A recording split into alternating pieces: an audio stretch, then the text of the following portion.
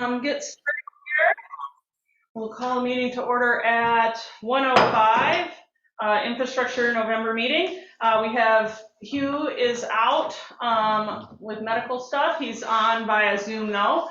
And then we have Trustee Harper here. We have 2 DPW staff, superintendent and water operator. And then we have some public in attendance. You're just public, huh?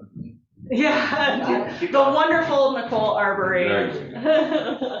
Okay, the first thing, do we have any additions or revisions to the agenda? I'm gonna start by saying we're gonna take off, unless Jim comes, there's gonna be multiple things that we're gonna cut here. The M201 jurisdictional transfer, the sidewalk ordinance. And we'll see with the others, there's probably not gonna be a lot of discussion without him here. And if there's anything else that you guys needed to add, I know you've been working on all sorts of stuff. We've got the site radio upgrades for the water controls. That I apologize, I didn't print blank ones out because I thought that would happen. The scheduling fire hydrant and visitor center projects and the CIP review starting. Is there anything additional that you know of right now? No, I think we got it. Information on Okay, cool. Then correspondence, I did have Nicole Arbery speak to me about seeing about getting the 3 lights that have already been agreed to be decommissioned turned off, and what do we need to do to make that happen, so that they actually get turned off, especially because we will save money when they are turned off too, because then we won't be paying to run them. That was the correspondence I had. Did you have any? No. Okay. Then public comment, our first public comment. Okay, I am Nicole Arbery on Northport Drive. I meant to be here in October, but I was out of state for a funeral, and I know there are a lot of things going on in your world, but I just want to keep something on the radar, and that is having to do with lights. In my memory of being on this committee and whatnot and following it, there were 2 lights that I think everyone was in agreement on. One being at the corner of Naganaba and Bay. You've got the brand new, beautiful marina lighting, which is so stunning. And you've got Huntington's excess lighting. I think there was agreement, and now that that's a 4-way stop, maybe that even lends more credence or maybe less. But I'd like that the ask that I have would be to decommission that. The other is this one right up here outside DPW. It's the one I know Kay and Patrick have talked with you about. That is on all the way up there or right here? No, right here, this one. Oh, I'm sorry, that I'm thinking it's the one at Third. It's the one at Park Street that was previously, I thought, agreed upon. And because we just, things just didn't move on it, there was no one really, I think those are just a call to say, let's decommission, and then we save the money.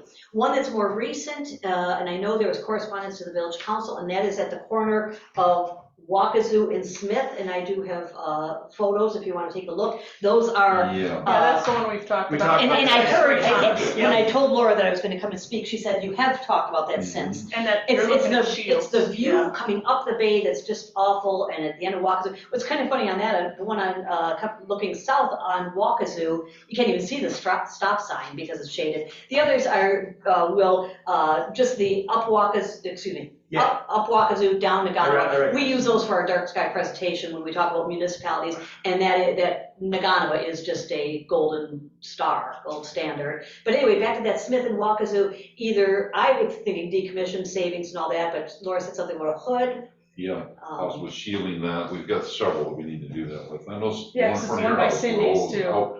Yeah, if you've got hoods, there's a whole lot of places. I haven't noticed if it's out or not. Yes, so. The one that we see is, the one that bothers us is actually the one that's at the end of second, but that has a reason, because it's an intersection. But if it had a good Not foot. expecting, If it had a good foot. it's got ice cubes trays on it. I think it's better. It's Better, I thought that Doug DeYoung had something, they were working with a jobber provider with a new shield, and that's the biggest thing, is a shield or a skirt to get that down draft look. But yeah, see what you mean with this one. It's okay. Yeah. I mean, for me, So for me, the ask is the Naganaba, the Park Street, take a look at the Smith, and then I know the dimmers are a longer term issue. I'm not really asking for anything there. And then the other one that I think needs a lot of discussion, in fact, when I told somebody I was coming, they were hoping I was talking about the one on 22 between West and West Bay as being just terrible going up. Yeah, it unfortunately, I mean, if you're going up, you're kind of looking into it, but then again, there's only so much you can do with the direction on that. But is that like needed? You know, when we talked about the criteria, we were talking intersections, T-sections, Yeah. nothing Is mid-block. that needed? You're coming into town on that turn, the people that live there like it, they Wow. have it, you know, that's one thing. Now I've got people griping about the cable cross light that's at Vincer Way. Yes. Mhm. I thought they were And those are supposed to decommissioned be, they're They're supposed to supposed be to. decommissioned and eliminated, all cable crossings and be the Cobra Head mount. They haven't got there yet. They took away the one at Smith and Shaba's son and put a Cobra Head, but they're putting it on a mile high, and everybody's talking about that, so. Yeah, I don't want to take time, I know you've got a lot No, going no, on, it's but just- maybe start with those couple and then Yep. that one on 20. I'd even like to work with the homeowner on 22. Is there something down low at the driveway that could benefit everyone, you know, without being, but that's bigger picture, so Yep. that's the end of my I'm gonna public put- comment. Thank you, Nicole. Okay. Is there anyone on Zoom that would like to have public comment? You can unmute yourself. Okay, seeing none. Move on. We have new business. The first up is the site radio upgrades for the water control panels, which is all Dave. In the packet, there was, yep, there is a quote in the packet. I can have Joni, well, you can just get mine. No, I got it on. Oh, okay, I got a couple of extra copies too. okay, cool. But yeah, the only, yeah, I got a call from Jay Norris. I've been kind of bugging him about it because he's recommended that we upgrade our SCADA system since it's. This is under well upgrades.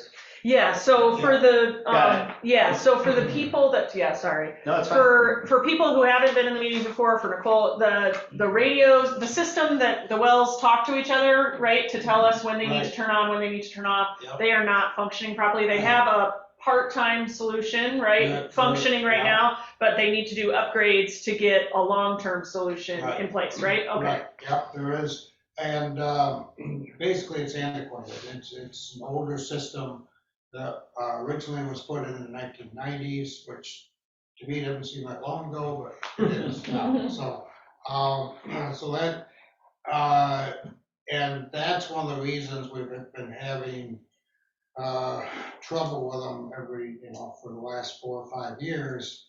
Every time there's a power outage, every time there's line going down on a, or a tree going down on a line, then all of a sudden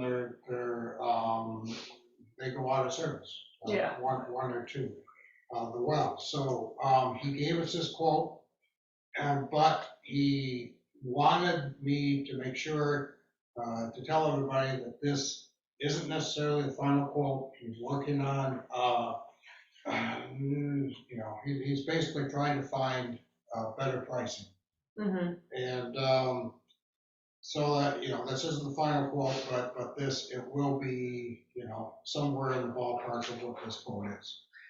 And this will be a long-term solution, so Yes. if we do this, it should fix it for much longer. Well, yes, I mean, he guarantees it, but he said, he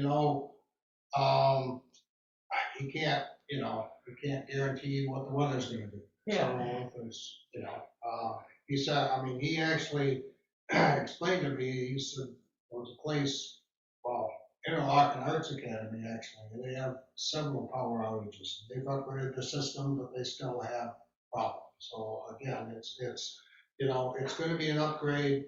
It's gonna, fix a lot of the problems we have now. And that's best you can promise. So as far as timing goes, are you guys thinking, when does this need to happen? Do we need to figure it out in this budget? Could it be in the 4-month budget, or could it be in the new year budget that starts in July? Well, he's actually given me 2 different answers. He said, Okay, the sooner the better. uh-huh, However, he said it could be, we could put it in next year's budget. And it could happen then. So, okay. But I guess to jump in, with the winter season coming in, I think we can look at it in the 4-year or 4-month In the 4-year, budget. okay, yeah, the 4-month. Yeah. 4-month, yeah, just Yeah, because because. the main we've thing I battled just want to with be sure is before. that we don't need to do it now, because if Right. that needs to happen, we'd have to move fast. Yeah, And I think if, we're okay. and if we put it in the 4-month, it could be a struggle just because it's a large sum in a short budget cycle, but if we know now, finance can start working on figuring out how to fit this in there. And the prices may stay a little less fluid at this point too, Yeah. so. Yeah, that's true. Okay, So, yeah, questions, Will, or? No. Okay. Well, keep us posted, and if you get new bids from them that are better pricing, obviously Yeah. pass those along so that we can get that included. Okay. Jake's pretty good about that. He yeah, he definitely is. tries to He does. give you some good options. Yeah, and and, you know, upgrade. some of this stuff is still, lagging from, you know, COVID. And all the, you know, all the parts and pieces, you know, are lagging behind. Yeah. Yep. Yep, so Really, he's what it is. doing the best we can. Okay, then the next thing we got on here is looking at the fire hydrant and visitor center projects. I was talking to Joni after last meeting, and the visitor center project, which is in the CIP, which we can look at in the it's in the asset review detail, and has been for many, many years as the unserviceable, which is the worst rating it can be. But because of that, it has $3,500 in this current budget. So I wanted to see, what do you guys need? Is it possible that we could get that scheduled before the budget cycle ends so that that work is done and off of the asset detail? What do you have for budget? $3,500, and in the asset detail, it says it is handrail and planking needs replaced, both unserviceable for the past 3 years. Yeah, I don't know.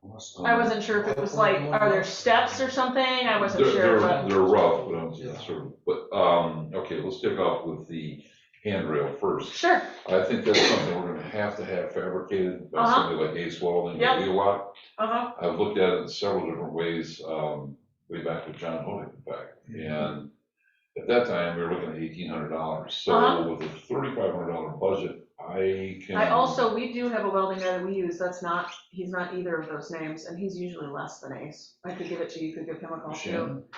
No, it's not Shannon. Mm-mm. And So he's done a ton of welding for us at the food truck, Okay. like our hood and the stuff. Oh, yeah. Anyway, Okay. so. So if you got if you got somebody. But I mean, let's- definitely, just have them, let's- because we're gonna need to look and see what pricing is available. Let's beat the bushes and see if we can get somebody to come out, because it's not just a straight railing because of the layout of that. Yep. So, I understand, yeah. I'll contact Ace. Cool. Get your guy, let's look at that. Yeah. So, The main thing is I just don't want the budget cycle to end and we haven't used those funds, and then we can put it forward to the next year, but then that makes it hard to schedule new things because yeah, that money still looks No. like just money sitting there. So. it needs to be done, and it's. And then we can get it off there and not Yeah. have it as a repeating 5, you know? Okay, so. Then the other thing is that there also is in the budget $14,000 for 2 fire hydrant replacements, because we have those, 20 of them or so, 17, something like that, on the list that needs replaced. Yeah, 20, the TC Traverse City hydrants,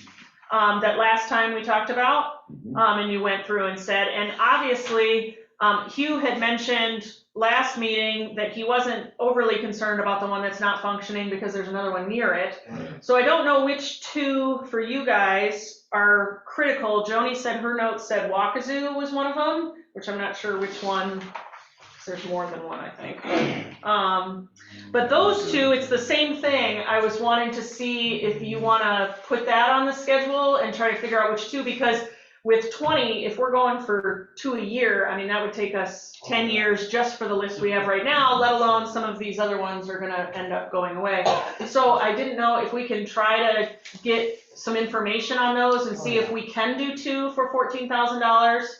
And that was, I think, because the last time you did asset review with Joni, you guys gave us 7,000 average per hydrant. But the same thing, I think we should try to get that happening before the new budget cycle, because otherwise we're gonna ask for 28,000? I mean, then that makes it hard to fit it in the budget, so. The other thing I would say is with being late in the fall like this. Yep. Well, and I don't know, can we order the parts though and have that here so that that's at least parts are done? available. Yeah. Definitely do that. Yeah, order the hydrants and have them ready and then they get installed in spring, because I think, because it's, that budget, I mean, obviously some of it may be labor for you guys, but I think what she was saying is that's the material cost. Are you guys able to do it, or somebody has to be hired out? Yeah, we usually have to get Calvin to do it because Okay. generally we're working in water table. Yeah, Have the pumps, dewater it, and do it properly. Yep. We always assist. No, there's one on here that we talked about on the corner of 6th and Ransom Street. I was Okay. hoping that's what replaced, we've been kicking that down the road for a while, Yeah. but we were hoping with that one, bit of a streetscape, because we want to see if the watershed council could help us. We got a real problem. Water gathers right there. While we're doing it, we get the earth opened up, be a good place to have infiltration, slow groundwater release system. Has she and found then- something for those excess funds? Not yet. Well, some, but Would there's not enough would funds she to consider- do what we need to do Okay, there. So I think we gotta look at another, Hydrant for now? well, yeah, as far as hydrant goes, yeah, we've got some other. I do wonder though too, I mean, if you're able to pull together numbers, you know, maybe we can at least get the parts here and use that part of the budget Sure. up. Mhm. And if Cal bids it, maybe we could figure out something, you know. Yeah, you can figure, I mean, 7 should be ample on some of these. Okay. Well, and then again, figuring out which two. 1,500 on the hydrants, Ben. We'll see Yeah, what the current I'm not price is. sure, yeah, we got a couple of sources. Okay. Between Michigan Pipe and, Mhm. Eastern. Because my thought, just given the fact that that there's 20 that you can tell us right now, so there's 20 fire hydrants which are functioning, but they're a brand that you can no longer get parts at all. Yeah. So if they break, we cannot fix them and they have to be replaced. So what we're trying to do is start proactively replacing them. Plus, most of those hydrants are from 1931 to 1977 is when they were installed. My hope, again, as I just said, that if we only do 2 a year, then that's gonna take us 10 years, is that we can try to, next year, not necessarily the 4-month budget, but the following year's budget, try to get more than 2 hydrants planned for, because otherwise we're gonna end up where we have too many hydrants that are potentially not working, and then again, we have an emergency fund situation, so. Anyway, but that's, again, we just don't wanna let the 2 go by without getting replaced, and then those funds kind of disappear into the budget, so. Certainly come up with 2 to be. Yeah, the 2 that you want, and if Oh, the yeah. if the one that you wanna pair with the watershed is too much work to try and figure out quickly, then maybe that one goes to the next year's, and that one, and we then can talk to, Sarah and see, Yeah, you to see know. if there's more, she was saying there seemed to be abundance of money, at federal level, that they're kind of looking for projects. Hey, Yeah, so I mean, I'm happy to shoot her a So, message too if you yeah. want, she's supposed to be up here, unrelated, with, what do I gotta do? And when you're done. Okay, awesome, thank you so much, and then turn off the TV and everything, right? Okay, thank y'all.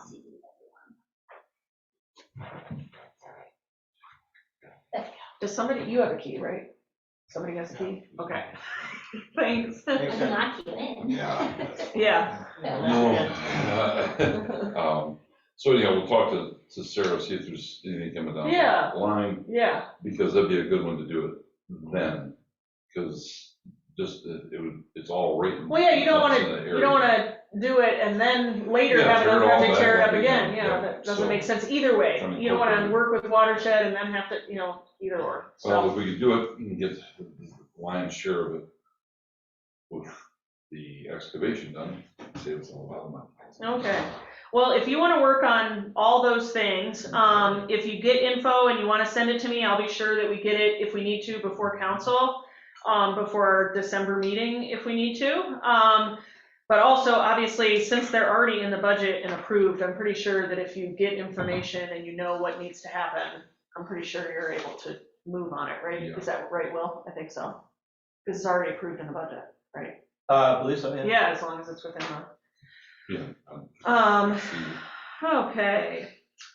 Then the next thing, I think we're not gonna go in depth as much just because Jim's not here on the CIP review stuff, just because I want him to be here for that. Yeah. And this is just preliminary. One of the things that we're working hard to do, for those that are in the public, is try to get all of the capital improvement projects from DPW into one master list, the ones that are the top priorities, so that we can get them to planning and finance committee in time for them to actually work them into the budget ahead of time instead of kind of a last minute scramble, which is a lot of early ahead of time, seems way sooner than you need to be working on it schedule, but the only way for the other committees to be able to have it with enough time is if we start sooner. And you guys they were able to finish the updated asset review just this morning. Well, we finish it completely. Yeah, well, So that's what's wrong. they're in the works Yeah. of completing it. Yeah. But I have in the Dropbox is the one from last year, and that includes and goes all the way back to 2017.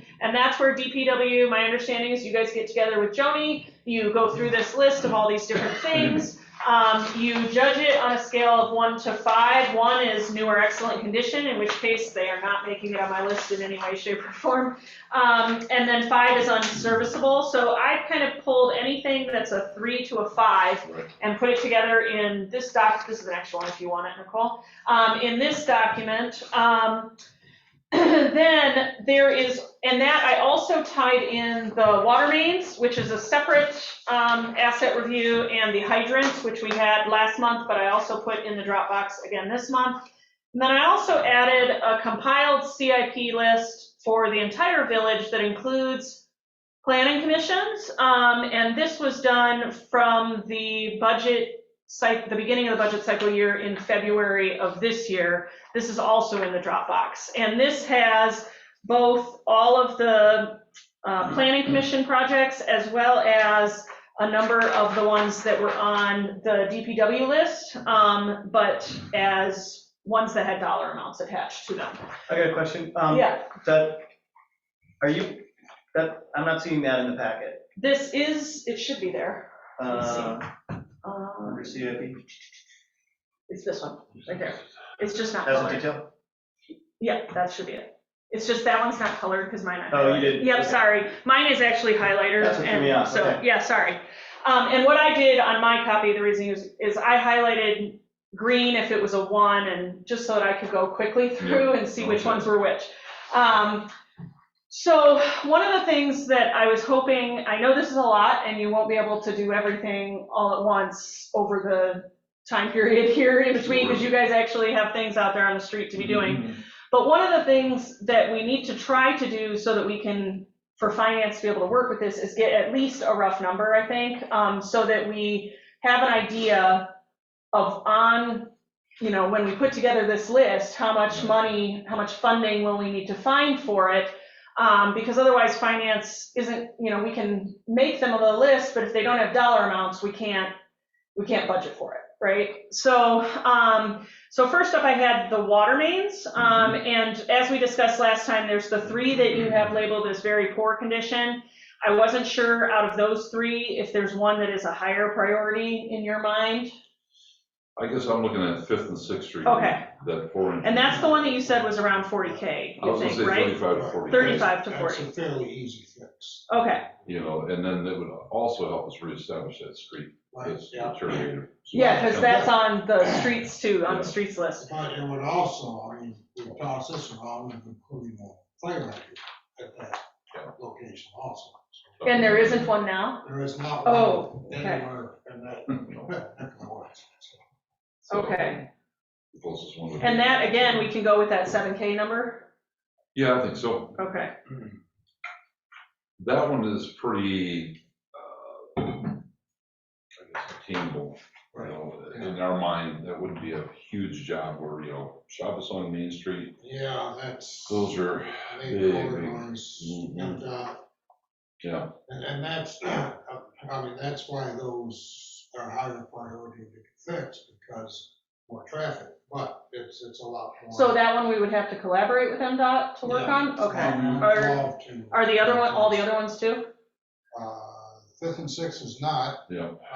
So Shawasang and the Main Street ones, those would be MDOT Yeah. ones? Okay. Yeah. Walkazoo, Hi. And the Wakazoo, obviously, we've been looking at the sidewalks there for a long time, and I don't know if it's possible to tie everything together, but that might be something to look at too, because we definitely have a very large number of grants available for that one that are available on a yearly basis, because it's the Safe Routes to School grant, which is, they constantly redo it. And then that could potentially tie some of that together.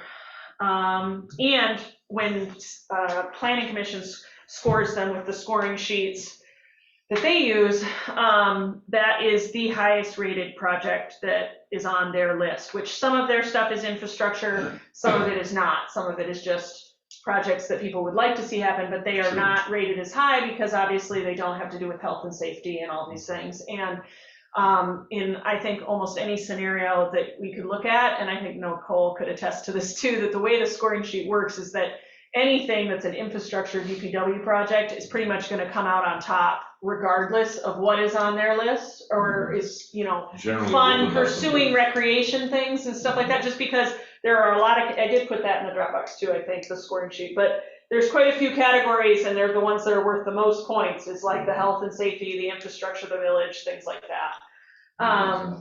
So, okay, then there are the three mains in poor condition. Is it just the one that's MDOT or with the Naganaba?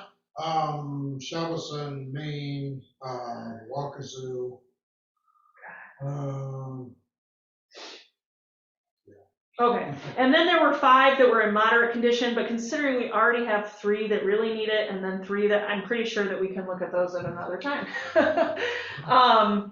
Then the hydrants, I've just mentioned the 20, and obviously you guys could rank which order, but I think right now, if they're all priced, if the pricing is gonna be similar for all of them, then I don't think we need anything more specific, because we can just go with that $7,000 per approximate.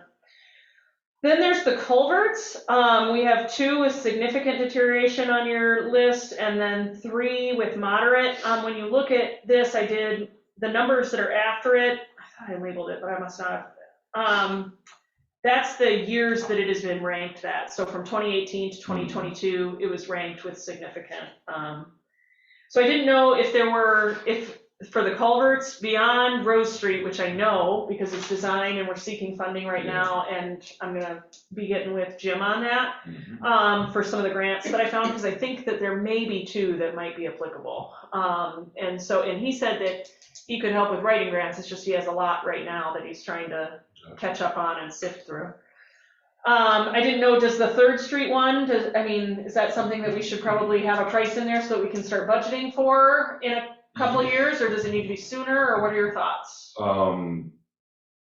That one we've looked at I looked at several different engineering. Okay. And a lot would have to be determined by what the state would mandate, whether it could be a box culvert, or if it could be a timber bridge. They want to see a natural bottom. Right now we've got about a 3.5 foot drop difference. So it doesn't allow for safe or accessible fish passage upstream, very, very limited passage. So, you know. And would that be that we would have $250,000 and up, possibly, so. Okay. To find out what they would allow, would we have to file a permit, or could we just put in an inquiry and see I what they think we say? can inquire about that. Okay. See what happens. Okay. I think if you have tell me if you want to do something different, but I think that if we have the rough number and we put that together, we have so many different projects, we may not need to know the answer to that for the CIP, just because, it would be nice to have if we have it, but I think that if we don't have the answer, this isn't one we're going to be able to budget for next year, right? Like, we're going to have to. But what the CIP wants to, what the goal is to say, okay, it's $250,000 at least, and it needs to be done as soon as possible. Let's plan to do that in, say, 2026, and we're going to put money aside. We're going to put aside $50,000 each year for it, or apply for grants that allow us to do that each year, or whatever it is going to be. But to give us a time frame of when we're shooting for, and then have a designated fund that is for that, so that it's set aside. And that's the goal, not necessarily to have everything on the list done in the next budget cycle, because that's impossible. But to kind of start putting these onto a 6-year plan so that we can see and start setting aside funds now. I think that one avenue you want to try is through the GT Grant Terrors Band. Because they have a vested interest in the stream. So it'd be a good one to lean on them. We could talk to Brett Fessel, Nate Winkler, and see if they would have something to contribute to it. Okay, That could help. yeah, definitely. Okay. Then the moderate deterioration that you had marked for culverts is 2nd Street, Park Drive, and 3rd Street box culvert. I don't know if there's ones there that, same thing, if you want to, if you don't know numbers, you could work on, or. This one I think is pretty solid. More than anything, I think we need to put a weight limit on it. So Okay, we should have one. Yeah. like, so put up a sign so that. Yeah, we can sign it a 5-ton weight limit, but. What do you do if people are driving on it and they are more than that? Nothing. Yeah, that's just it. exactly, Our exactly. enforcement is Give them a like, bad look. Yeah, don't do that. yeah, exactly, that's what I mean. 3rd Street box culvert. I guess the sign isn't gonna hurt though, because maybe some people will Just get respect it. deterrent, but, Let's be Yeah. honest. yeah, Yeah, with the garbage trucks, it's, Yeah. so, and does that need to be at the start of the street? yeah, each end. Yeah, probably. right. It comes in fast backwards. 3rd Street box culvert right over here. Dan Devon from GI, and I mean, it's substantial. I mean, that thing is heavy duty. This is across from the soccer field? No, this one's right here. What, the one with At the the bottom. WW. Oh, that, oh, yeah, okay. You know, it's old, obviously, but, you know, he said, actually, it's in pretty good shape. So I wouldn't put that up there as much as, you know, obviously Okay. Rose Street, 3rd Street, when you say 3rd Street, up by Holtz's. Yep, That's the correct, one. yep, that's the one. And, you know, to really get a good eyeball on that one, we don't have a date when it was installed. A lot of these we don't. But just a visual is, they've been there for a while and compromised. I guess really 3rd Street at Holtz's, what comes to, brings that up the list is that road is in rough shape, you know, and we've looked at it, gotten prices over the years on resurfacing. And if you're gonna go that far with doing the road, you might as well do that culvert. It just doesn't make sense to put in new surface and then, so, that's why I say, you're probably looking at 250,000. This 3 years ago, it was gonna be about 80 grand just to come in and pulverize and mill and fill that road and resurface it, so. It has gone down. Yeah. Okay, then the next one that I have on here, I still haven't gotten the sidewalk map that you guys have, Oh, yeah. but I put it on here just as a blank, because I didn't know if there was anywhere that there are sidewalks that you feel really need attention, that we need to work into a budget, or if it's just regular maintenance. It's, Or if there's a section that you're like, oh no, this spot. That tree over here. yeah, this tree right by Tom's and the inn. That one that's is a concern. terrible. It is. It is Yeah. so raised now. Mhm. I swear it's come up more in like the past 3 weeks. Like it just, It it really is sticking up yeah, now. It's Like, in the last year and a half, it's really jumped up. So, that's something we need to look at. And then tree removal, it's a bit of a tricky one because of the location. We got 2 water service lines right there. okay. And, going to remove the sidewalk, hate to lose that big tree, but, Yeah. you know.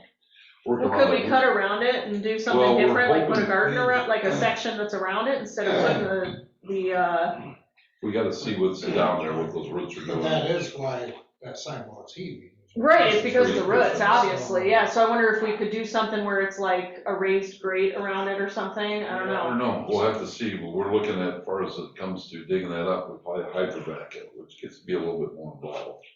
By doing that, you can just, you can pinpoint a little better and a little less disturbing roots, and you kind of gas and power in there, so. You lose a lot of shade when you lose a tree like that. No, that's true. Shade, I mean, shade's important, it's getting But hotter. I still believe that the reason the tree's so big is that it's got water.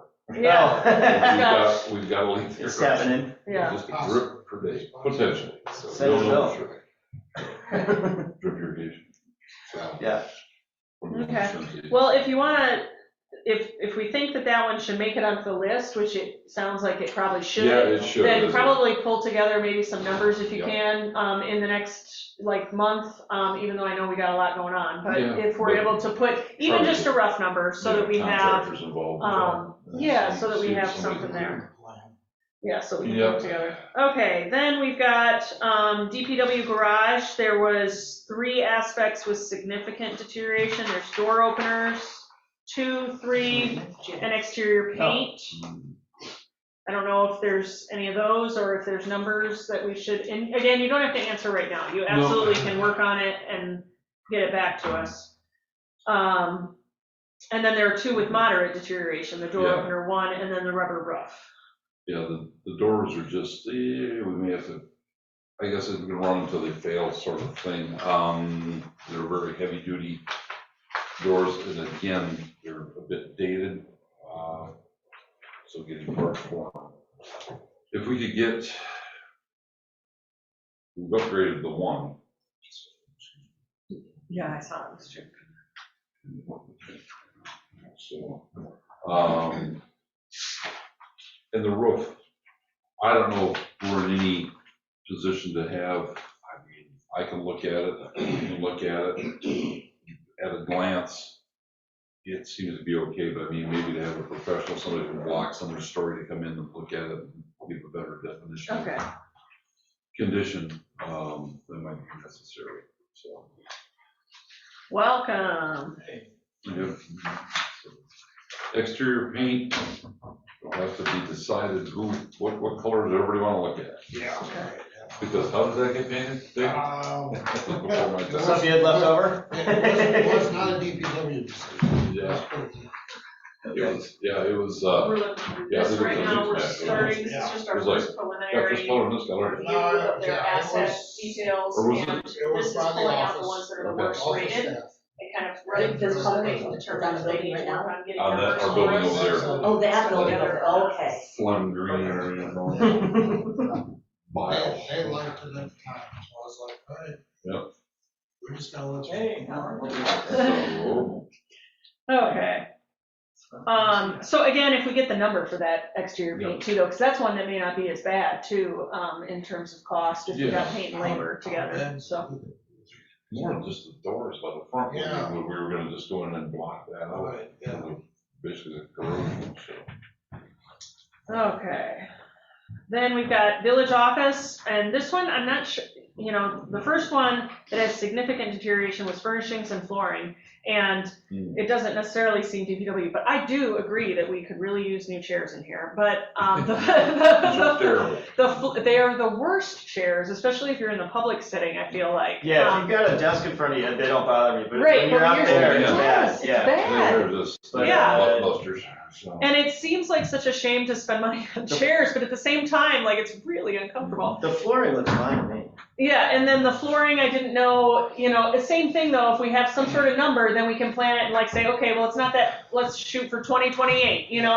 I just think the whole To me, purpose it should of be a the line capital item of some improvement sort. plan is to kind of get all these numbers together so finance can start making long-term plans for how to fund these things versus every year having to go, oh my gosh, it's millions of dollars and we don't have it, The so. other day when we were doing asset management, Joni said she would do the numbers for the office. Okay.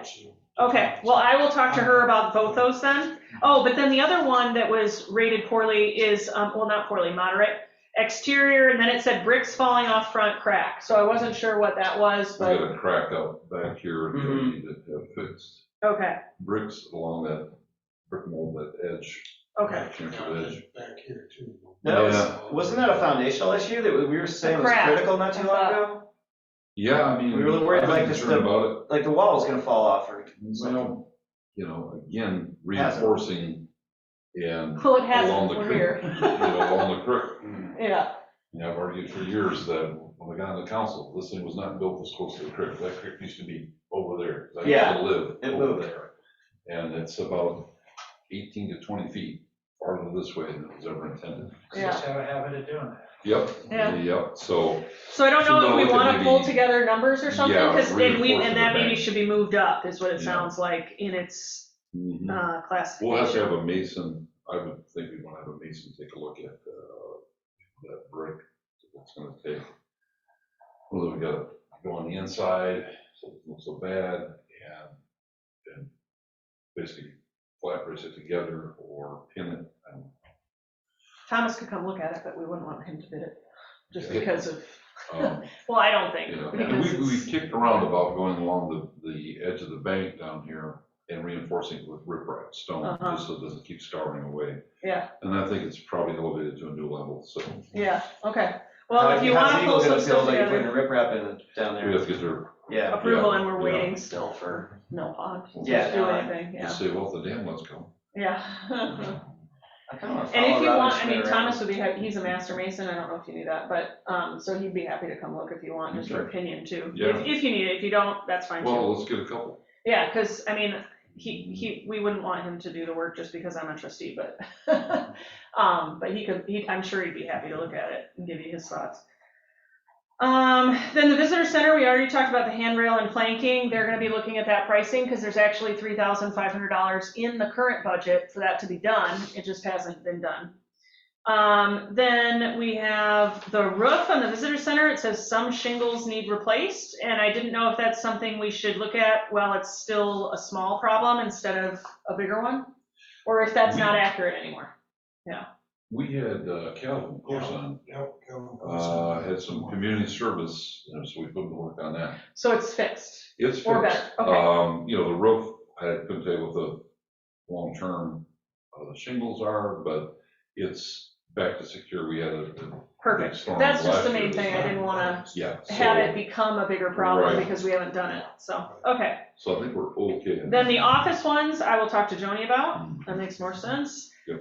Mill Pond, we have obviously dredging, and that's been since 2019. It says that we have needed to dredge it. I don't know if you can get a rough, I know that we can't do this without all the permitting, but we also can't plan for it if we don't know how much it costs. Right. So I wondered if, I don't know that you know a rough number, but if that's another one that you could get a rough number maybe, so that we could see.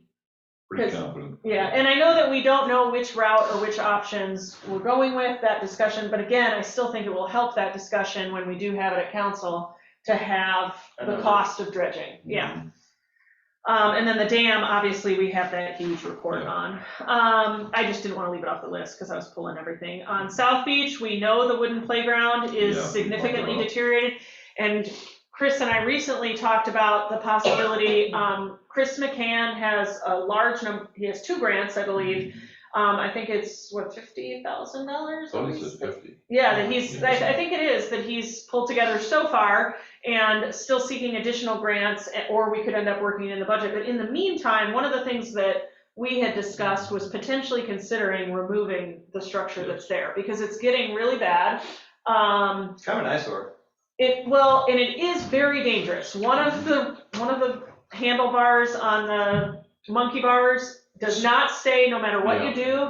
And my kids know that it's like that, but I've seen so many tourists like right on the ground because, you know, they're going and then it moves. And so, and then the part that you climb up, you can't physically, at least my kids are physically incapable of climbing that without 50 million splinters in their legs.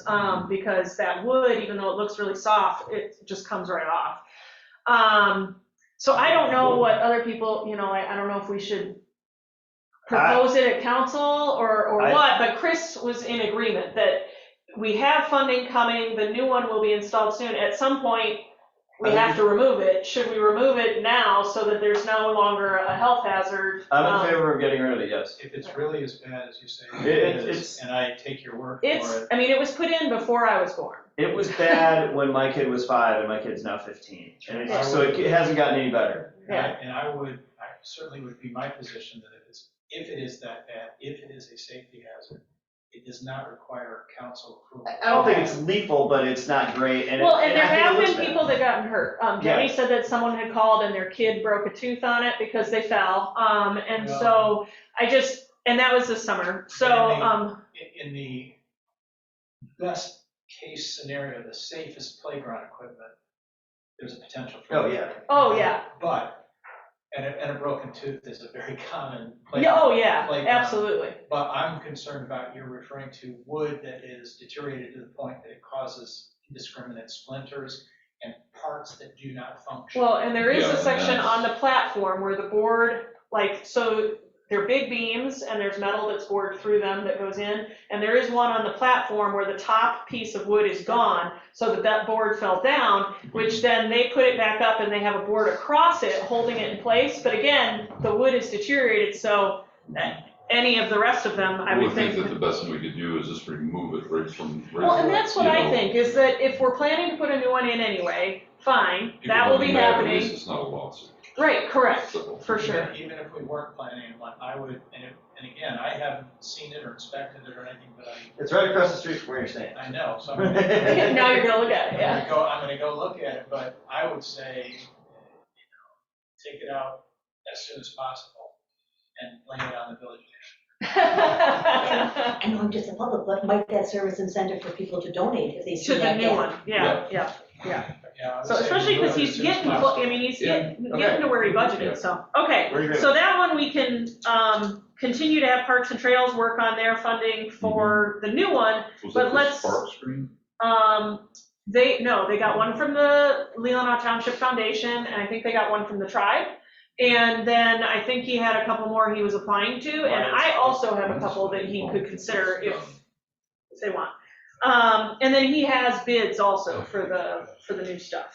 So, then this next one was on the asset, but we just did the green slide, so don't you think that one can come off, right? And we have a backup part. Okay, I just want to be sure there wasn't some other part that I didn't know about. Okay. 3 slides replaced it, it ends on 2, and we have one backup, there's still one that's. Yeah, so I saw that on there, I was like, wait, that's working. Well, and it's because it was on there as a Yeah. bad number, and so I didn't want to leave them off and then have people go, wait a minute, it was on the thing, so. Let's take it off. Okay, Children's Center was on the list, but I didn't know if there was stuff that We needed did a to be. bunch of work. Okay, so that one's as good, far as or, landscape 'cause that's and what I- drainage, okay. so. so there's nothing that needs to be on there on the CIP We've thing got for now, a or? shed to remove. Right. There's a, Shed, it's- yeah, they're concerned about that, so. They want it, still, we're trying to remove it as is. Trying to get it Can out you of go there. somewhere else? Well, we can utilize it for our groundskeeper. Okay, That's our plan. okay, then, Wacazoo the parking Wacazoo lot. parking lot, it said that it needs sealing. Yeah, No? I don't know if it's sealed, it needs to be restriped, but we've got a ton of striping coming up next year. Something we haven't done in 2 years. So let's get a number for it, Yep. and then we can put that in. Yeah, I've got 2 contractors kind of right for our work, so we gotta get some numbers together for them. Okay, so we'll be sure that that one does get in the list and gets a number. Well, Then the this is- visitors parking lot Yeah, also I know. says needs This is like sealing. deja vu here for a minute. Yeah, sorry. No, that's all right, we just go over. It's the one you were doing this morning, yeah. So that's this slot, I assume, is that what it means? This one or the visitor center? I wasn't sure which it meant. Visitor center. Okay, visitor center.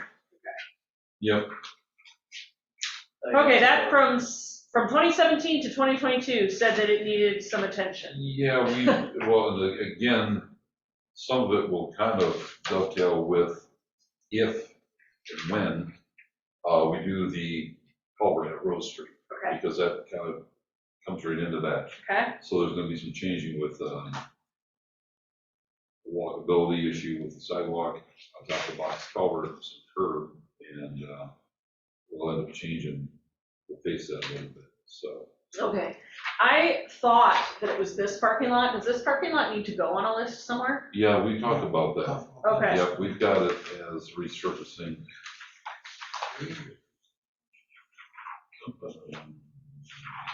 So we're gonna come down to 3. Village office parking lot. Yeah, here on this one, it was a number 2, so that's why I didn't put it on Yeah, the it was list. resurfaced, well, I should just say seal coated and painted. And it could really use a good makeover Mhm. and lighting for that sign. It's a shame to have that sign and it's not illuminated. Well, and then the flag light we were looking at Flickers, changing, yeah, yeah, they- so, yeah. So, Okay. Well, so is that one rated worse now, or you still think it's okay? We don't we're put at it a on? 3. Okay, a 3? Yeah. Okay, Yeah, okay. kind of bounce. Well, if you, yeah, so that one, same thing, if you're able to get a number together, then we can put it in the 6 year somewhere in there, so that we're planning for it. Okay, then the local and major streets, I did not divvy them all out, but if you Yeah. were able to look at them and the ones that you think, especially the ones that you've got, as Yeah, we have, really bad, which is like 3rd Street West.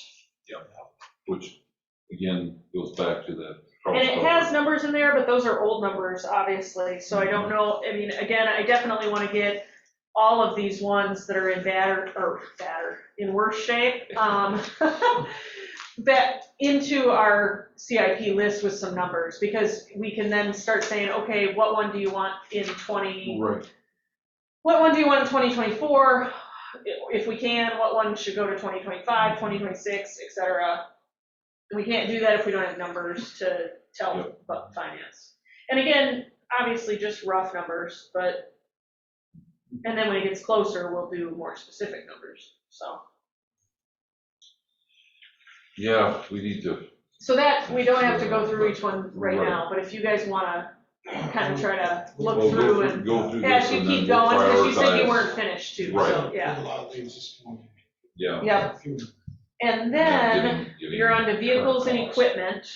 You got 3 Yeah. with significant deterioration. That's the X-Mark riding mower, the pressure washer, Replace that. and, so the pressure washer's set? Mhm. Okay, Well, yeah. the I guess. X-Mark riding mower and the X-Mark. Honda push mower. Those are okay. Yeah. Okay. What we need to talk about, something we started a while back, was getting in the rotation of vehicles. Uh-huh, The turnover on that. For instance, our Kubota tractor, well, we just put new tires on it, it's had some issues. We bought that in, I'll tell you exactly, we bought it December 29th of 2014. Yep. Now, it's only got 1,500 worked hours on it, but, you know, maybe at this point,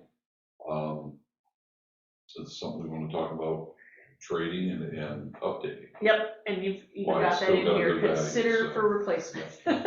So if you want us to look at that, we definitely can, so that we can be sure that that gets worked in there. Red dump truck's a 16. Yeah.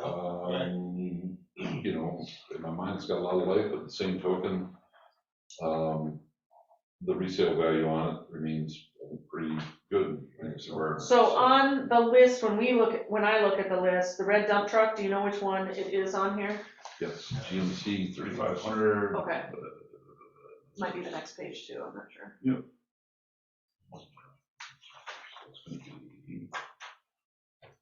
be this one right here. Okay, So we just put. Red dump truck, yeah. Just put dump. perfect, cool, thank you. Besides that, I think we're in pretty good shape. We do own a new truck, just don't have it in our possession. Right, I know, it'll get here eventually. But still Let's shoot not for this 4th of winter. July. No, seriously, not this winter. Not this one. No, they said that it was If spring. we get it early or even late spring, we'll be pleased. He said, you know, anything before that will be probably the wrong direction, so. How do you budget for and acquire vehicles? Well, first of all, do you pay for them, finance them, lease them, pay for them outright? Usually we pay outright, go through either Michigan My Deal or Sourcewell. That's how we've done it in the past, since I've been around. And see who's, you know, for instance, we got the red dump truck we spoke about that came out of Cincinnati. The one pickup came out of Green Bay, you know, and finding different people through Sourcewell or Michigan My Deal. Usually you can get some pretty good offers. But as far as financing, I think we bonded out the new truck. Yeah, and it's been having payments made for the 3 years it's been on order. I'm aware of that. And maybe it'll get here before it's paid off. The only good thing is we got basically got a 2020 price, we're getting a 2024 truck. Yeah. This is something that we've been talking about because the village, when the village was smaller, it seems like it was, you know, when I first got on the council 5 years ago, it seemed like the practice was to run stuff until it died, and then you had a massive capital expenditure to replace it. And we're trying to think differently now. And it's generally not a good idea. Yeah. That's how our county road commission, before Calhoun County terminated its road commission took over, the county took over all those assets and all that. They did exactly that. They literally ran things to where there was no floorboard in the driver's compartment of the truck. And I'm not kidding, tow trucks or plow trucks with no floorboards. With And, stop signs. and they had zero, not even a very good scrap value when they were done. And we transitioned from that to a rotating. I don't think we keep the vehicle longer than 3 years now, and we find the resale value is much higher.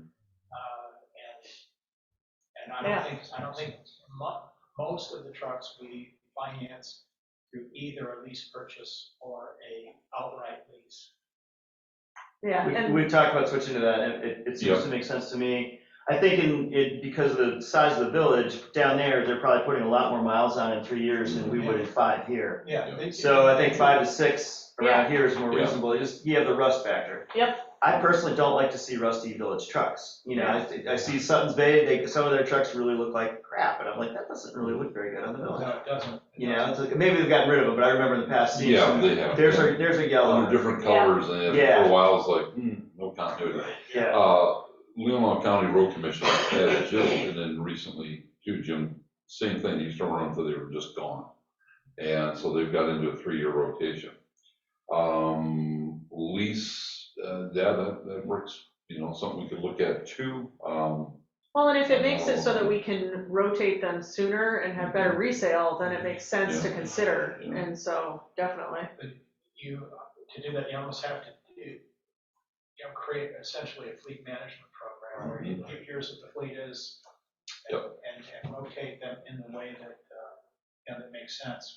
For a period of time, our automobiles were actually covered by a fleet management program run by Enterprise Rental. Okay. And it included maintenance. Maintenance. That's kind of a drag there, because I think for here, they would want you to have it maintained in Traverse probably somewhere. Yes, And you guys do your own oil changes and stuff, don't you? Generally, we do. Those are the trade-offs you have to make, and in fact, in that program, certain maintenance was even reimbursable. If we did it that, you would get reimbursed by the fleet management program at their rate if they didn't have to do it. There were some hitches in that, where they were charging us or wouldn't do certain things that should have been covered, and you have to work through that, but, but it was a decent program. Yeah, I was just gonna say, I mean, we do have a pretty small fleet. Yeah. So I think we got 3, basically 3 pickups that would turn over. Other than that, we have tractors and buckets. So maybe even the 3 to 5, look at maybe, 3 to 5 or 5 to 7 year potential, so. I'd say at least 5, just based on I don't know how many miles you guys put on every year, but It's just like, Not a lot, it's not compared to somewhere that's the size of Marshall, which is, to go across town is 15 miles. Yeah, look, for instance, our big plow truck that we are replacing, the build date was 99. But the truck's only got 47,000 miles on it. Oh my God. But it's 47,000 miles of salt. Yeah. And now they don't make that particular brand for Sterling, so that's where we get this point Yeah. where we need to get this replaced. Right, and that's why we can get it on a Availability cycle where we're doing it regularly instead of reacting, we're proactive. So, yeah. I think that what you want to do on that is to take your acquisition cost, what that is, and then look at, let's say at 3 years, what is the likely resale of that? And what is the likely resale at 5 years? You can get that information online. Sure. Generally, you have to compare, a 3-year-old vehicle, a 5-year-old vehicle to a currently owned vehicle. If you see the drop off really starts maybe in the 4th year, that is an argument for a 3-year, and if it retains value after 5 years, well, and all vehicles are different. You'll get a pickup truck that's used every day is going to be have a different resale value than a Kubota tractor that doesn't get used every day. But you could go KBD and get an idea where things are at.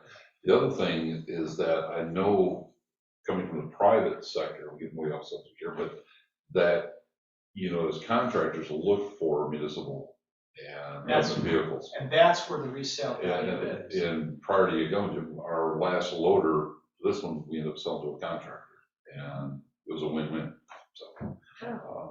So yeah, that's something to think about on the vehicle aspect of things, It's so. good that you're looking at it on an every year basis, because that's when you start to get an understanding of what the real value of your equipment is. I know, like with the red dump truck we spoke of. Yeah. That one, I could pick up the phone and we'd have it sold today. Yeah. So two different, I know some people, what are you gonna sell it? Right, yeah. So that's something we can look at.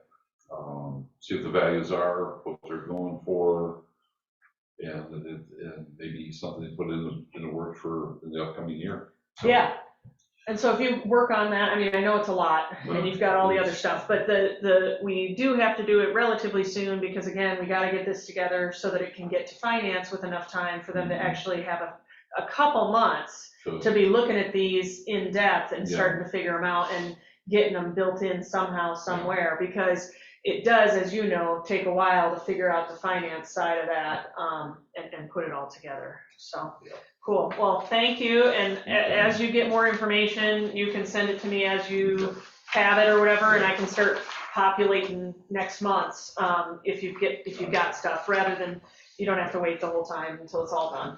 Just to circle back a little bit, so the Sure. general consensus is we get kind of caught up with all the other good stuff, but we get a break in the action that we want to remove that climate. The playground. The playground, Playground. yes, Yeah. Let's Correct. Get it out of there. that is the plan. I don't think we Yes. need the council to Council approve that. approval, he's saying that, No, if, that's fine. Yeah. Just wanna Hugh, make you sure we're agree all- that Oh, that, Josh will love ripping that out with the loader, I'm sure. yeah. Completely. I agree completely. Yeah, so it's Okay. consensus of infrastructure to remove it now, and Thanks. Parks and Trails can Right. continue working on getting the new one lined up. Yep. So, perfect. I And think, again, and I was not being facetious when I said blame it on the village manager. No. Because, I'm saying it as a joke, but Mhm. I would say that a village manager does have authority to do that if it is a safety hazard, as It you is. just described. Yep. And I would not wait, I will tell you, I would not wait. If it had been brought to my attention outside of this meeting, I would not have waited to. Well, yeah, and that's what I talked to you, 2 weeks ago, about Yeah. just that, because it's just getting worse and worse, yeah. Yeah. And the kids are gonna hate the tire swing being gone, but that's dangerous too. Yeah. That thing So- fell. Yes, because it falls. Yeah. Well, it Yes. felt, swing set. No, no, that's no, safe. The wooden thing. The, It looks no, the like wood thing 27 that has inches. this, the Oh, I know tire swing exactly, that yeah. spins, I yeah. just clicked No. on But it. then one of those chains since we're falls. still kicking that around, the big swing set, a couple of things we want to do is update the seating, because the kids don't use. the Right, rings and the Chris was bars. working on Yeah. integrating that into the funding Yeah. for the other part, I know. And he wanted to have more kid swings, and he was looking for an ADA one. Yes. So, yep, so, yeah. But we need to get in there and Yeah. plan it. and I think it would be a good argument to say, because we're gonna get calls when that structure is taken down. Oh, yeah, It's a good and so, I argument. mean, I'll put it so that I'll put it in the report for infrastructure, for Yeah, sure, so that right. it'll be in village council, I'll be sure to review it. And It's again, also a good point if to you get make. public comments on that, you need to say, that is something you need to talk to the village manager Just, about. it was a Absolutely. safety hazard. People will get it. I mean. Yeah, they will, but you don't have to have 5, 10, 15, 20 people answering that same question. Send those questions my way, that's one of the reasons. I also think it's a good point to make, is that we are getting funding for new playground equipment, and that will happen hopefully next year. Yeah, I mean, he has the 50, I'm pretty sure it was around 50,000 that he already has approved, Yeah. and the bid was, what, 100? Yeah, it was crazy amount of money. And that is actually a really good deal, because that was one of the projects that I worked on when I was on planning, that was one of the CIPs I was assigned, so I had researched, so much more, like the one up at the lighthouse that is amazing and has the padding and Yeah. everything, that's over $1 million, it's so much, it's crazy, so, because the bigger and fancier they are, you Yeah. know, And also. but it's cool, man, all the kids wanna go that up there all the surface time. too. Yeah, and the surface is amazing and lasts a lot longer, there's a lot of benefits. One thing but- with this one that Josh brought up, I think is a good point, is relocating it also. Yes. Get it away from that wet area, and get it so it's a little more Closer condensed. to the older kids. Other, yeah, So, you're what not he's running saying from end is to end. on South Beach, the kid one is over here, Jim, and then there's one that's for like ages, I don't know, like 7 and up, 8 and up, Yeah, but that's- not toddlers, like not, because there's no easy access up. In fact, it's somewhat hazardous for toddlers, and it's because that one's so close to the bathroom and the other one's so far away, little kids end up playing on this one, or your big kids are playing here, but then the little kids are here and you can't be in both places. Yeah. So, and that area is really low, marshy, it fills up with so much water. So talking about potentially putting it between the swing sets and the larger kid, the bigger kid area instead of right back where it was. We'll have to see what the potential new climber would be and what the footprint would be, what would require to fit it in over there. And there are national standards regarding the separation and padding of those, and there are national standards to apply for that. Well, there's plenty of room. I don't think it's impossible to move Yeah. it some. So, but it's just a matter of whether it makes sense or not. But that's one of the things to look at so that it's not just, oh, we're putting it there because that's where it's always been. So, We've got some other work to do. We've talked about, with the broken concrete. and getting the ADA pad back in there. Yeah, well, we'll put that in the spring. Yep. So that'll give us, we'll be down in that area. Okay, Okay. very good. Then next up, this one is the EV chargers and the Wakazoo public parking. One of the things, so still same plan, but I don't have the numbers from Joni Yeah. yet. So, and I emailed her again this morning and I just double checked, but I don't have them yet. So I will follow up with her again. But we are looking, Jim, to, in the Wakazoo parking lot, there is EV chargers for cars. They're free. People are using them a lot now, which is great, but they're expensive now and it's costing us a lot of money. So, Will looked into putting chargers on them with Bluetooth or whatever. That would involve Wi-Fi, as well as they might just need to be replaced. They might not be compatible to just upgrade.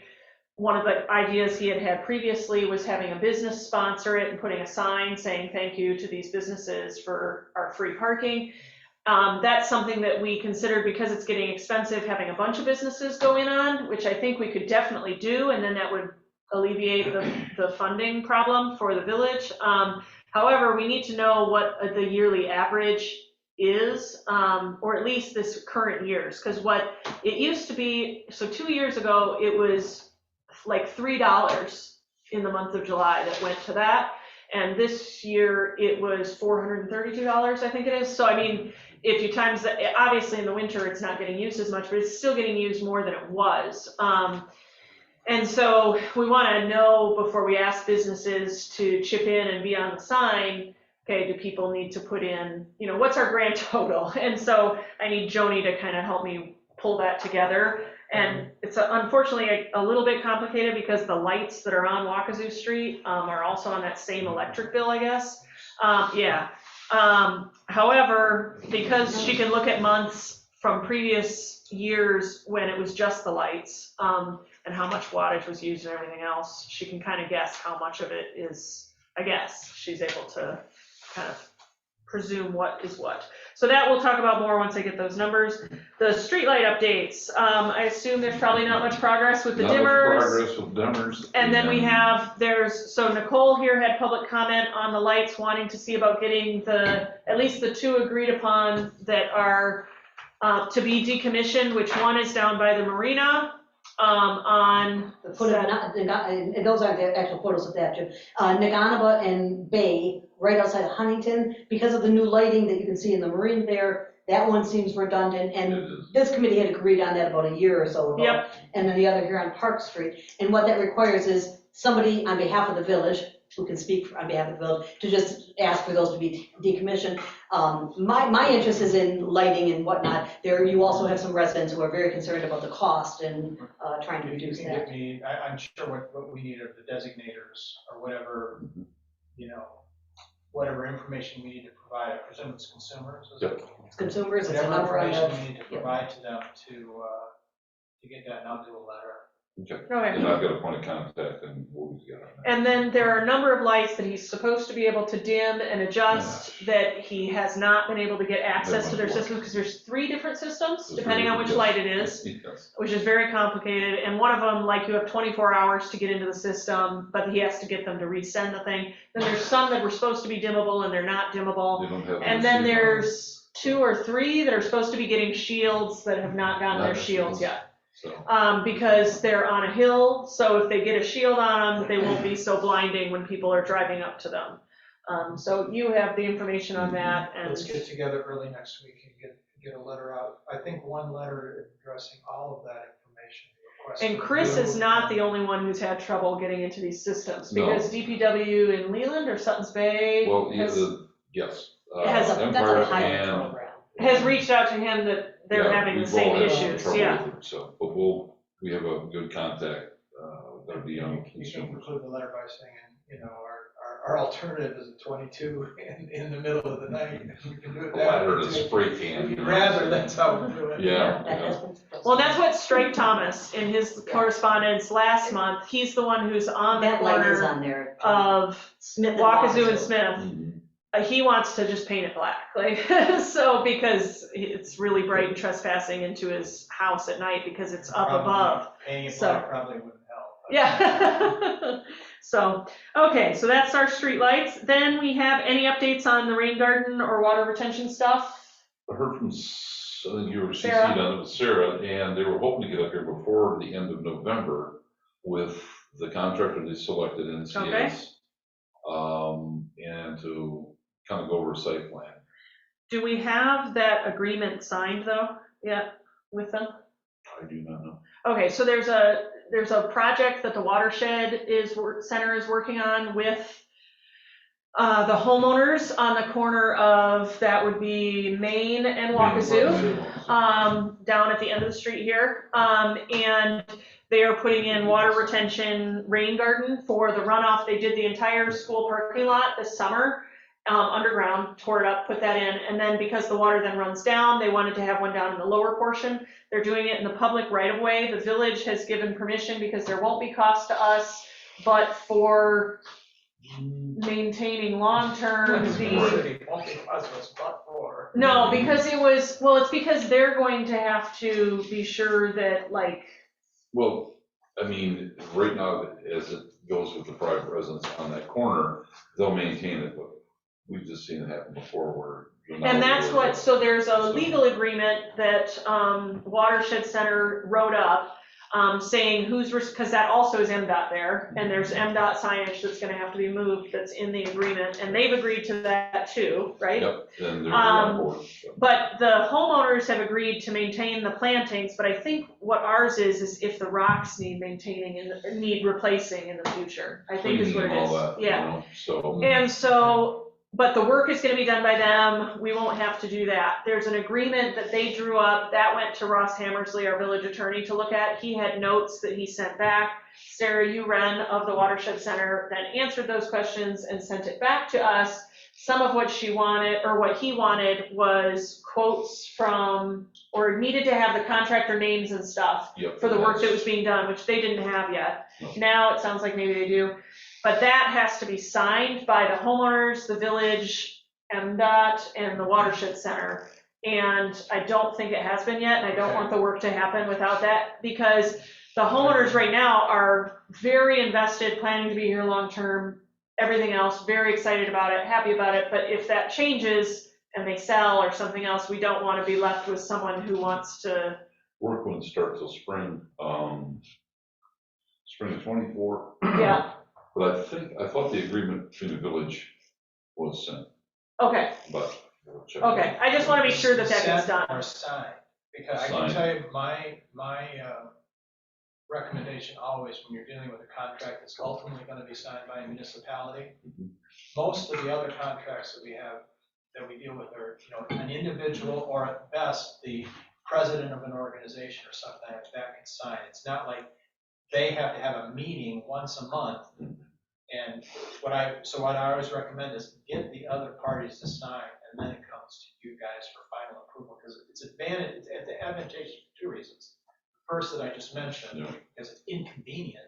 Secondly, because if there's any kind of situation where we need to make any changes, it needs to be resolved and fully vetted and ready to sign before you guys have to. Got it. Yeah, I don't want to get a situation where somebody in the middle says, I don't like this, and somebody on the village board Right. says, I don't want it to go this way.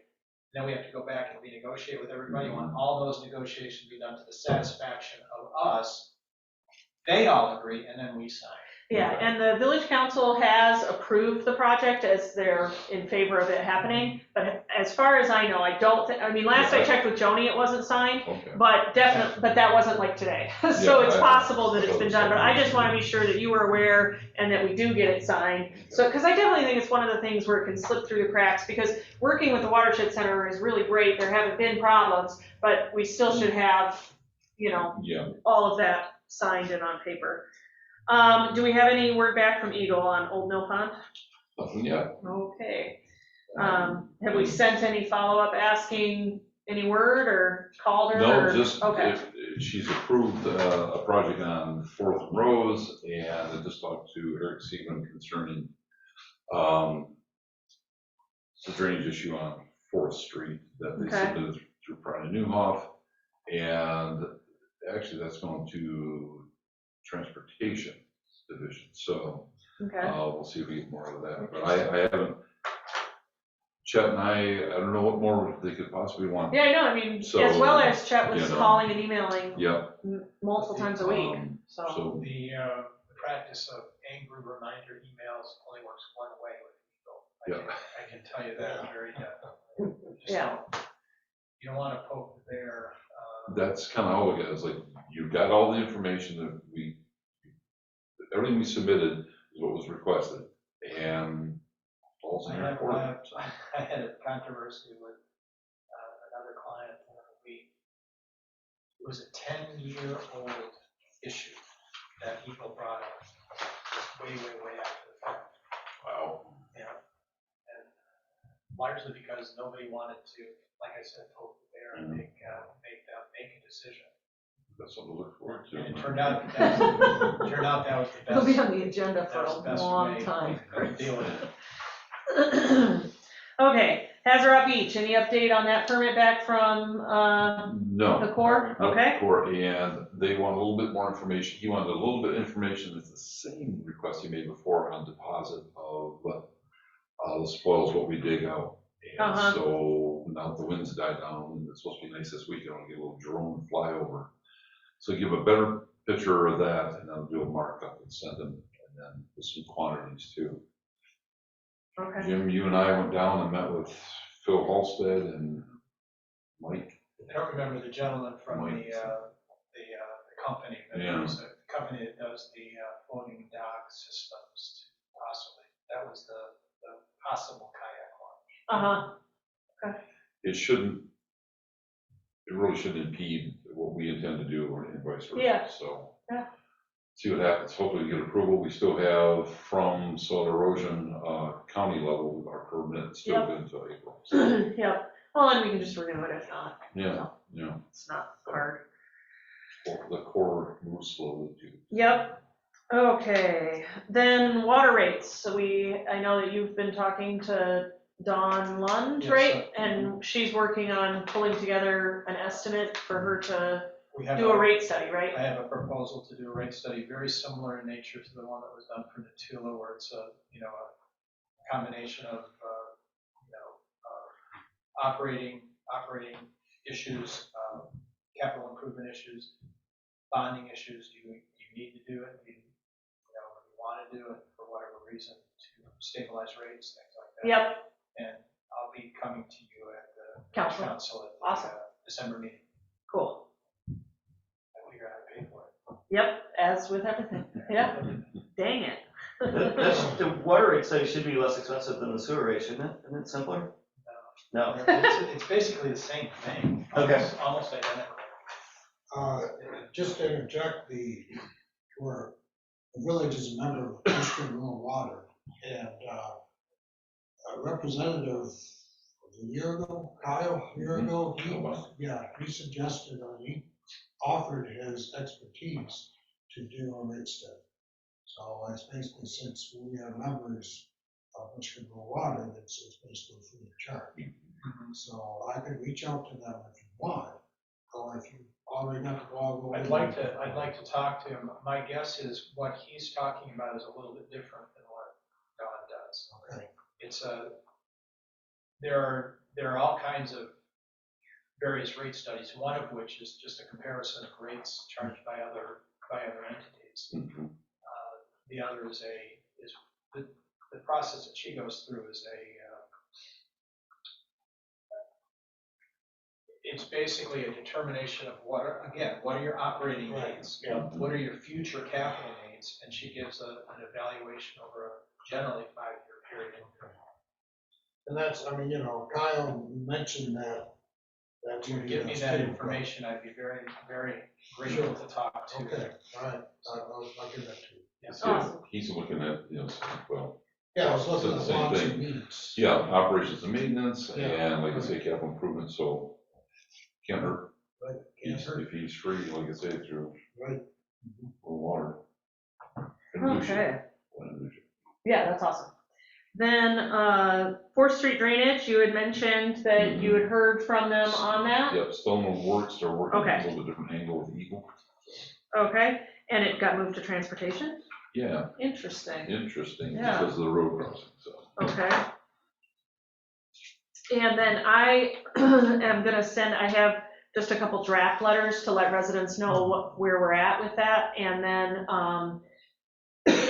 we talked last time, but Marsha Boynton, who's on the corner there, they've gone and looked and done this been working with her for years, because she would like to connect her drainage to the like outflow, run, yeah. the outflow. And they've looked at that, but it would need to be her cost. And our concern and discussion has been that if she's going to do that, which everybody feels that she can and has said that, but I think there should be something in writing, because I don't think that if she does that and then it somehow does back up to her, it should not be our liability. And so I have a draft, but since you have way more expertise, I was gonna send it by you first before it went That'd out. be great. So, yeah.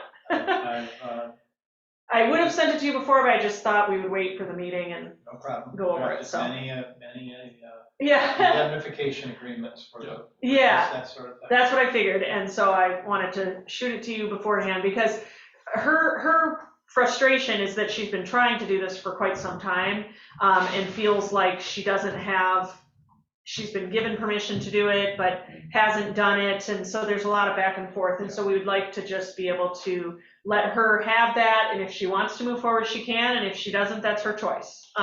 It's not really up to us. Recently got approval. So. One of the things you need to emphasize to people when they talk to you about those kind of things is there's only really one body that can give approval. Well, really two. In certain things, a village manager can give approval for those kind of things.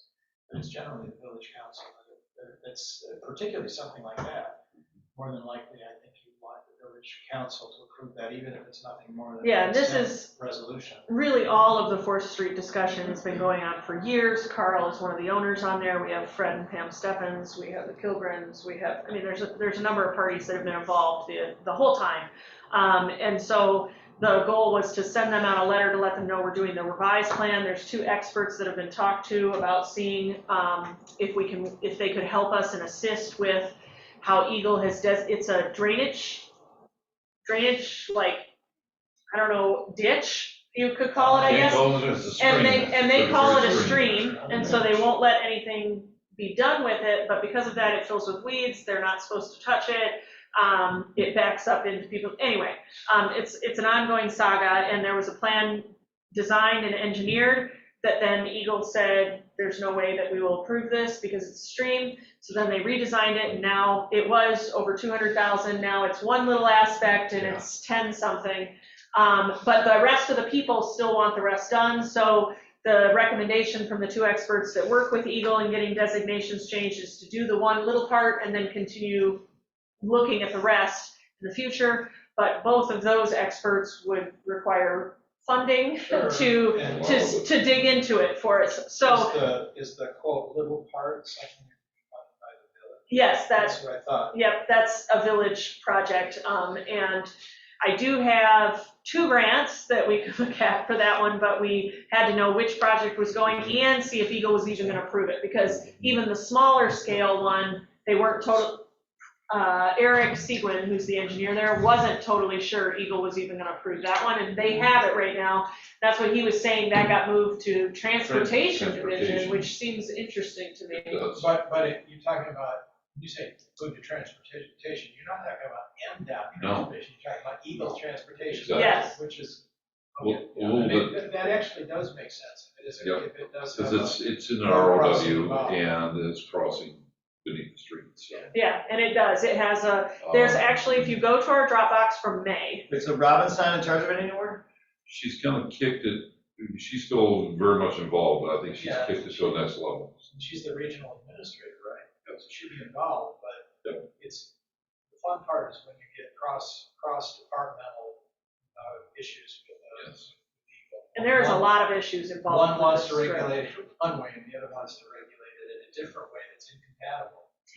And if you want to, I mean, you can obviously go there and look at it too, but in the May Dropbox for infrastructure, there's actually videos where I walked the entire section of it, videoing it so that you could see it, and took photos of each home's location. And if you want to, just so that people so that the engineer had specifically what the homeowners were talking about, because we just wanted to be as clear with communication. Anyway, if you go to there, you can check that out too. And know exactly where people are talking Where about. it goes to. You said. Where the videos are, or, Yes. yeah, they are in the infrastructure Dropbox for the month of May, because that was the meeting that we did that, and the file, I would put them again and again, but the files are huge, because it's like a long section, and so it's several gigabytes, so I don't want to keep duplicating it into additional folders and taking up space. Okay, well, I will get the letters to Jim so that just because I think, as we talked last time, it's good to keep them updated since it's been an ongoing thing for so long.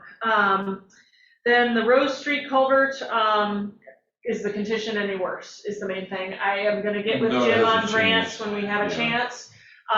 But this is, the Rose Street culvert, Jim, is one that has plans drawn up, engineering, it's ready to go, but does not have funding. And so we need to look for grants, and it's one that is potentially a sinkhole if it decides that it's gonna do that. So just trying to keep it on here so that we can get it in the works. And the same thing, we'll obviously put that right at the top of our capital improvement list because we already have the plans drawn and stuff and the engineering figured out. Okay, the sidewalk ordinance review. Jim, I am hoping that you can help with this when we, it does not have to be today, but what we are looking at and have been talking about is our sidewalk ordinance currently is from 1931, I think it was, or something like that. It was, 57. I think it was earlier than that. Really? That was the amendment, I'm pretty sure, but the amendment, anyway. We don't want to move too fast. I know, yeah, exactly. Anyway, essentially it is, dictating how the sidewalks are plowed and that it's the homeowner responsibility and it must be within 24 hours and all of these things, when in fact, what we do is the DPW does that, so that because most of the homeowners are not here. And some business owners. And business owners, yep, and are not even here. And so what that leaves, when we weren't maintaining that, is large sections that are not cleared. So DPW has been doing that, has a salt box, plus then they are able to get it done before they do their plowing or after. Either way, they can coordinate so that there isn't snow coming into where they're plowing at the wrong times. And so what we want to do though is revise the ordinance, and I have some drafts work started from other communities, but since you're here, I really don't want to attempt and then have you look at it and laugh. But I wouldn't laugh. but you just did, no. So what we want to do is obviously, either repeal that one and do a new one, or amend, whichever it needs to be. But we would like it to actually reflect what we're doing in practice instead of reflecting the exact opposite of what we want it to be. Well, And he does, and one of the things that he does not want is he actually would prefer if people aren't clearing it themselves, so they're not damaging it, so that they're not putting snow into places where we don't want them to be putting it and all that, just because enforcing that, even if we say not to do it, is then creating friction and problems and everything else. it's the same thing with enforcement of well, let me start with saying, the primary reason to have a sidewalk ordinance at all is not so much, frankly, the expectation that it's going to be complied with, but it's a liability transfer mechanism. To say, because you don't want to be in a position where somebody slips and falls on the sidewalk because of ice or snow, and they're going to blame the village because it wasn't plowed. The village essentially wants to be able to say, that was your responsibility, homeowner, and the liability, frankly, falls to you. Now, if we're actually doing that, the thing you don't want to do is to say, in an ordinance, to promise that the village is going to do the snow removal and then have it turn around exactly the opposite, where somebody's going to say, well, you didn't plow soon enough, I was out at 4:30 And I totally understand that, and so that's why it is not done yet, because we were working on it, but so should we just repeal it? Yeah, that's what I think. And not put one in? That's what I think Jim was saying. Yeah. Is that we should just repeal the one And we not have put one back. and then not Does that pass make a more new one. sense? And then Well, I've got to look at it first. Yeah. To say whether repeal is important, but what I'm really saying, I think, is unless you're going to say by ordinance, the village agrees that it will clear the snow by such and such a time on a snowfall of 2 inches or more, unless you're going to do something like that, to say, we're literally saying we're going to do that, you may not want to repeal your ordinance, but I wouldn't revise it to say, we're going to do that. Okay. We're going to clear the snow, to say Yeah. it should reflect what's actually happening.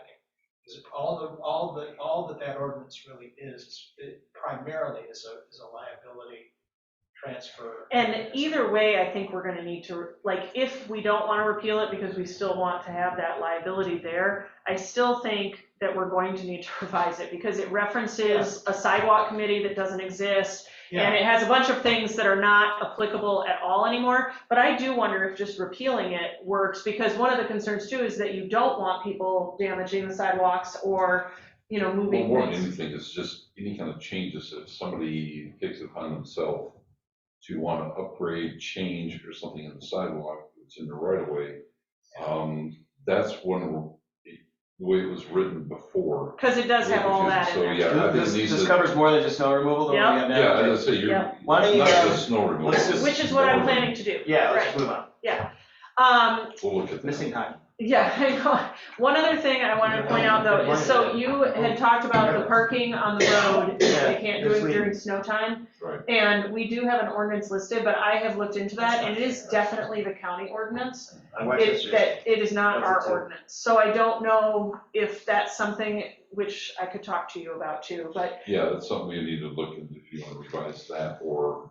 create one that's just ours, or Yeah, I don't know. So one of the things he has to worry about is when people are parked on the road and he needs to plow in the winter and they park there and they're in the way. Snow emergency. We don't have an ordinance for that. It says that we do, but when you look into it, it's actually a county ordinance and it's theirs, it's not ours. Yeah, I'm familiar with that. yeah. So he wanted, was concerned with that, that we don't have our own that we could enforce ourselves. And so we want to probably at the same time look at that one. Probably need one because the county has such an ordinance for the roads, essentially Correct. the roads that they. And that's what, the more I looked into it, and then I was able to discover that it is just a copy of the county's. It's not ours. I never looked into that deep. I did, well, yeah, the reason that I We, found out is because I went to go look at theirs, and I'm like, that's the exact same one that we have with the exact same handwriting, because there's somebody hand wrote on it, and it's the same scan. So, okay, then the M201 jurisdictional transfer, I've put in the Dropbox a lot of the information, or the information that we've compiled for that discussion. And I know that you've been working on that some because they've reached out to you as well. They've reached out to me and that's about it. Yeah, and so one of the things that we've been looking at, and I can get with you to talk about and see what makes the most sense to discuss moving forward, if it needs to be here first or at council, but we've looked at the pros and cons of doing that, the costs that we would be responsible for, the costs that the revenues we would be reimbursed with, where those funds would come from, how they would fluctuate year to year, all of that information we have. It's just we need to be able to have a discussion with council to figure out what makes the most sense. Chris is very much against it because of the box culvert. There's more than that. Yeah, there is, yes, We'll talk costs about that. associated, yeah.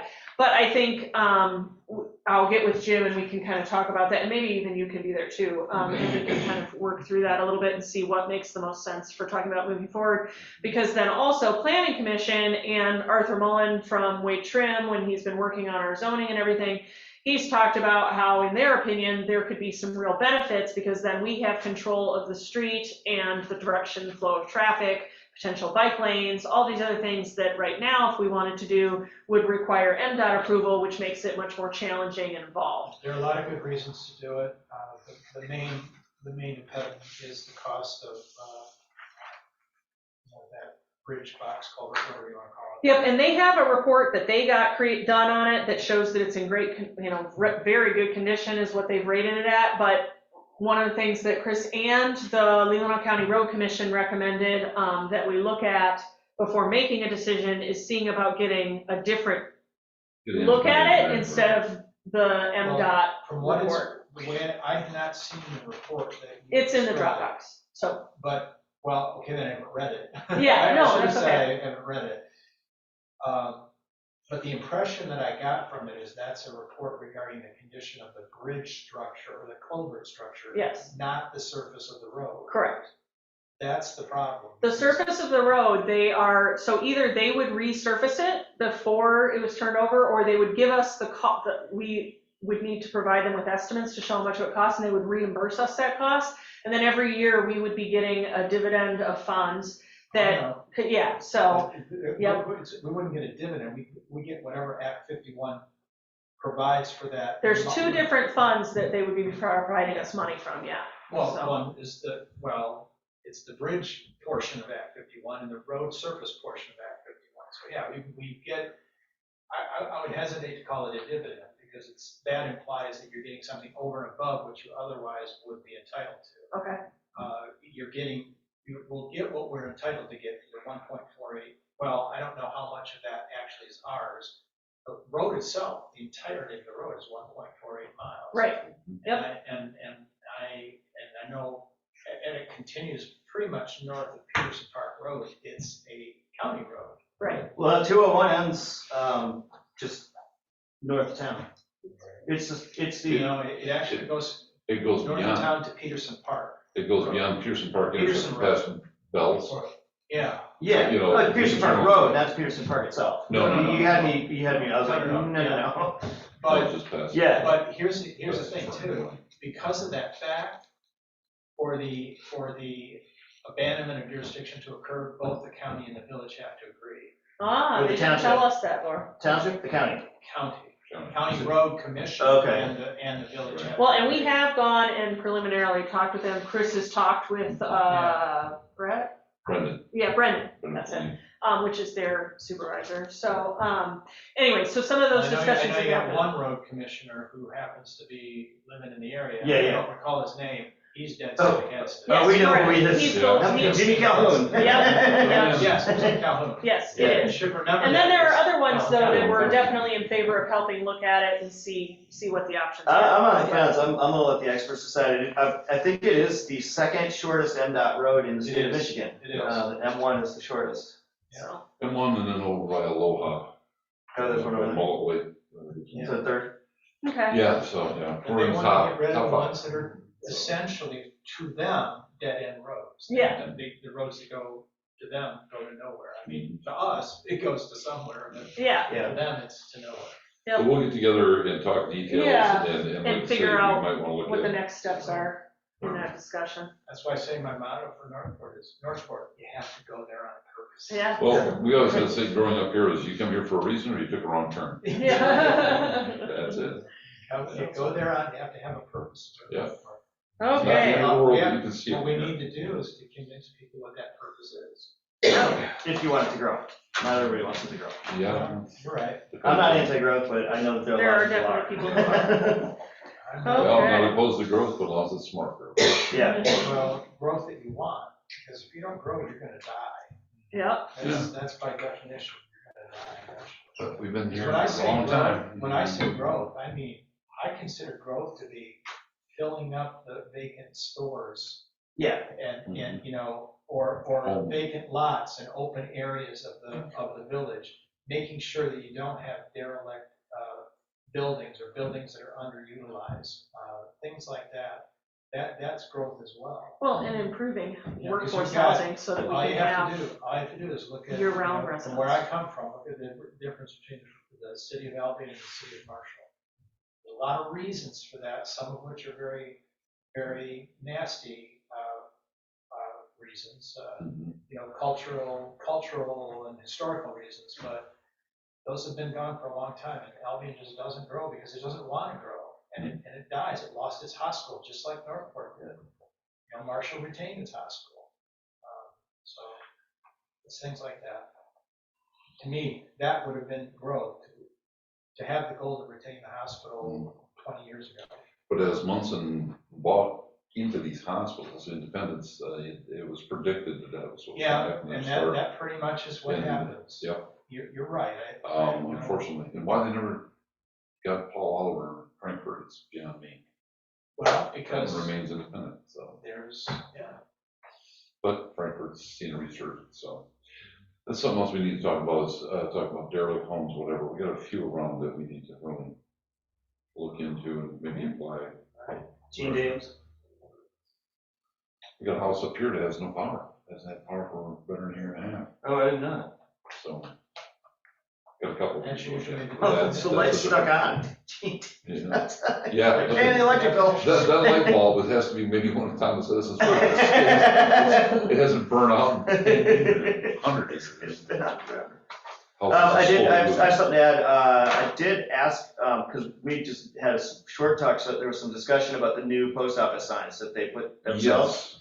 So I talked to Christy about that today, actually, and apparently the village council approved that 15-minute zone many, many years ago. And when they put in the new paver stones, the signs were removed and never really put back. Those two green ones were put there by the village a long time ago, the one that's strapped to the railing Right. and then stuck over by the mailbox on the ground. And she said people weren't seeing those, so they made their own. But, you know, she claims that, and she's probably right, that the village council did approve that many, many years ago. There should be what's called a traffic control order on record for that. You know, we'll pursue that. I'm not in I favor doubt it's of- that formal, but that's not the way we used to do things here. Yeah, well, and you know, if that is the case, then the thing to do would be to document it properly. You know, kind of what Laura's saying. I don't know why that one space is so long. You could fit a semi or a boat with a trailer. But I would also imagine if they did approve that, saying it was for postal customers only is probably not what the approval was. 15 minutes, yes, but restricting it to. Does the sign Oh, say for it does. postal It says for customers only? postal customers. Ah. Postal customers won't. See, I saw the sign, but I didn't notice that. See, Christie I did wasn't talk looking to right at us it. They about were- that, you know, the signage, and I said, we've got what we've got. Then how do we enforce it? Are you gonna enforce it? Because I don't have the. No, I don't think it's wherewithal to meant enforce to be enforced. I think it's Yeah. just it. It's a people. suggestion. It's a basically. suggestion, Well, yeah. no, Well, and I think some It's- people visiting don't know that it's the post office there. 90% of people, I would say, will pay attention and follow a posted parking sign. And that's Yeah. the whole idea. Well, particularly Well, because they they think they're don't gonna know get you're ticketed. not gonna enforce it, right? They Yeah. don't know whether you're enforcing it or not. They think so- they might get to. Again, I keep using examples of Don and Marshall, that's. We're my gonna experience. start a drinking game where every Yeah, time you say yeah. Marshall, everybody has to take a shot. That was Because actually we suggested. had parking meters up, but we couldn't enforce them because about half of them are broken. But we would have people that would fill those, and they'd stand there in front of me to try to make it work, and because they were worried they were gonna get taken. Yeah. So. Anyway, the purpose for it is, she says, to all the elderly people that get these big packages and they barely can get down to their cars, you know, that they have to walk any distance, they're No, I'm gonna, not- injure themselves. Trust me, I am not at all opposed to that idea. The concern is, you know, if it's postal customers only, well, why not?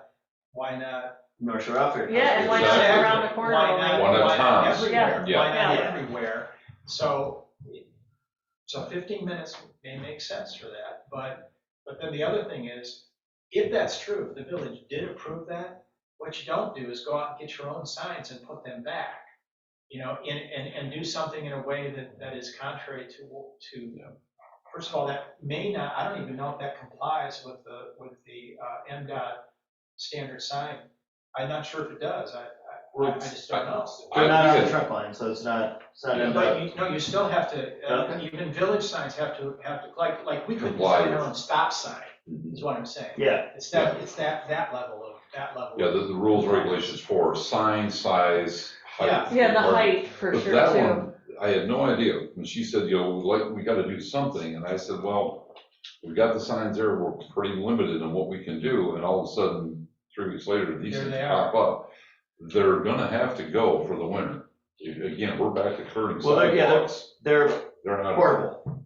Yeah, they're like these, And they might, So portable. they might be a little too close to the curb too. I mean, you open your Yeah. door and you're gonna hit them. yeah. It's like, you know, we had one resident who has really been on me since I took the job about having a handicap access ramp right there. I said, if you provide a ramp, if you do a curb cut, then you can't park there. Uh-huh. So it's kind of, that's a catch-22. It's redundant to have a curb cut that you're gonna park next to. You're Yeah. gonna drive up in your car and the cut's right there. You just blocked yourself. Doesn't make much sense. Yeah. And then she just called me some names and then left, but, Okay. None of them were Chris, I take it. So, yeah. So you're following up on Ball-headed. that then, Jim, I assume? I Yeah. don't see it as a huge, Yeah. I don't either. It's Yeah. just, again, one of those things where you have to, if there is a problem, it has to be dealt with, and not with a light touch and not a. Yeah. We'll talk to them and just say, you know, in the winter that we're gonna have to either set them back off the curb, you know. And is it primarily because they're in those temporary, if they were actually in the. I think if they'd have sunk them into the pavers, they'd Oh, be in yeah, trouble. Yeah, they're for down sure. lynching probably, but, Yeah. And I actually did notice they're on pavers, but they're not on. Right, I made sure to check Yeah. on that. we looked, we pulled them over, okay, they're not blocked. So, Did you have anything else for DPW report? I mean, we just man, did we covered everything, everything. I know. I'm tired of talking. Yeah, Okay, I'm ready to move. so let's open it up to our second public comment for anyone out there in Zoom or Nicole here in the room. Am I still awake?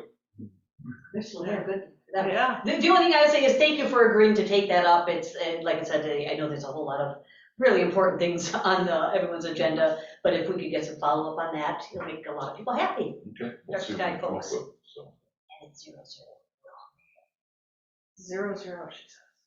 Did you catch that, Will? Probably Oh, knows. good. It's 0-0, yeah. Public comment. Okay, anyone on Zoom? You can unmute yourself. Did you have anything, Hugh? Yeah, I'm kidding. Okay. He's in Norco land. Any other No, comments, just, Will? that was a joke. No, nothing. I moved to Any adjourn. other? We're good? That's it. Okay, then we All right. will adjourn at 2:52. Oh, Thank you. Okay. yeah, those seats are bad. Okay. Yeah, those chairs when you're sitting out there. When you're out in the Yeah. audience, they're. I know. So we use this They're one. bad right here.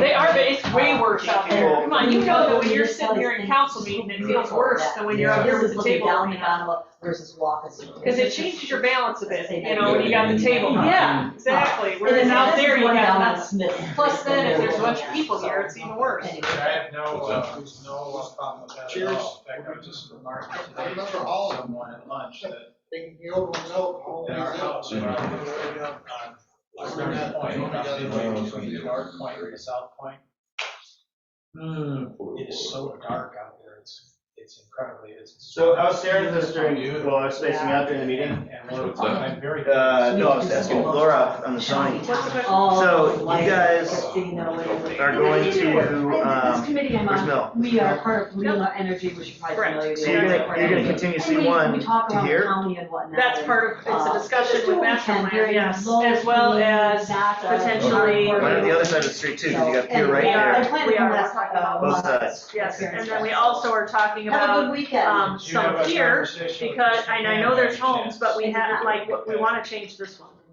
I think Jim will tell you, you can Have a change that good one. weekend. You don't have to do that to change that one. Yeah, well, that's all part of the It's discussion. close enough that that wouldn't be I considered, also, that would you know, not be considered had spot that zoning. ongoing discussion I about even- changing the name of this, from Village Commercial to Secondary Core. That's a discussion we've been having that is not resolved, Okay. because not everybody's in favor. You mean but- all the pink? just changing the name of it. It won't change the zoning at all, but what bothers me is that if we put residential in the name of everything that was residential, every single zone, including D1, would have to have the word residential in it. And I feel like that's part of what gives people a false sense of what this Way too zone is long on supposed this, to be. and I don't know. It's, you know, I don't think it's a big deal. One way or the other. but yeah, that's, Just so that- this just so that gets also, changed. this is also, where are we? This section is also one that's looking to change because this is supposed to have utilities and it doesn't. And then up here, as Nicole said, we're looking at the resort stuff up there. Excited about your Yeah. presence Okay. here. All right, I just had one question, so, Yeah, but that needs to happen. I can't believe it. well, so what we have to do is All the way down when to we're where- doing the master plan, which we're working on right now, Yeah, Before you're needed. you have to change the So future land use map in that, and you could do it separately I by have some itself thoughts about faster, but that. because we're doing that anyway I right It's in the now. future. It's in the future land use But I can't imagine on one side of the bringing new street people to on. Third. Oh, The only is thing it? that's I gonna did Yeah. not- open up. Geez, I have not noticed that. I And wonder if that was understand with someone, you different than can't the get one people that's come in in the. and. But it's not on the other side And of the then street. have buy-in and. And a number of the And members. like I I did said, not remember that that's what is in the master If plan. you I'm ask gonna have to him- look to see if this is a newer copy. if you ask Jim, he will tell you that changing that to I know, to see what is not. And Arthur has said that we can't, and then he said we did. No, wait. Once you email. The Yeah. person who was not on He said we the can. board, that Virginia All right, was I'll leave for a it. month. Yep, and she's very purposeful, very conscious, and so it reopened all the zoning. So I worry about that happening again too. Why don't I? See, and now we'll have several weeks without a meeting, I'm heading out of for, without infrastructure. I'll give you a 'Cause call the and holidays. sit Yeah. down and talk I know to that you next week. he's gonna ask, and I would definitely. How do you feel? I would love you to have that, very much so. Well, I would be, you have no And idea. again, part of the problem was, I know that Gretchen did not feel as though she had been administratively supported by village. And Virginia was buying into that. That's not how I was planning things to go. And whether immediately she had the support she wanted or not, I'll agree she didn't have what she wanted immediately, but I wasn't in a position to give it.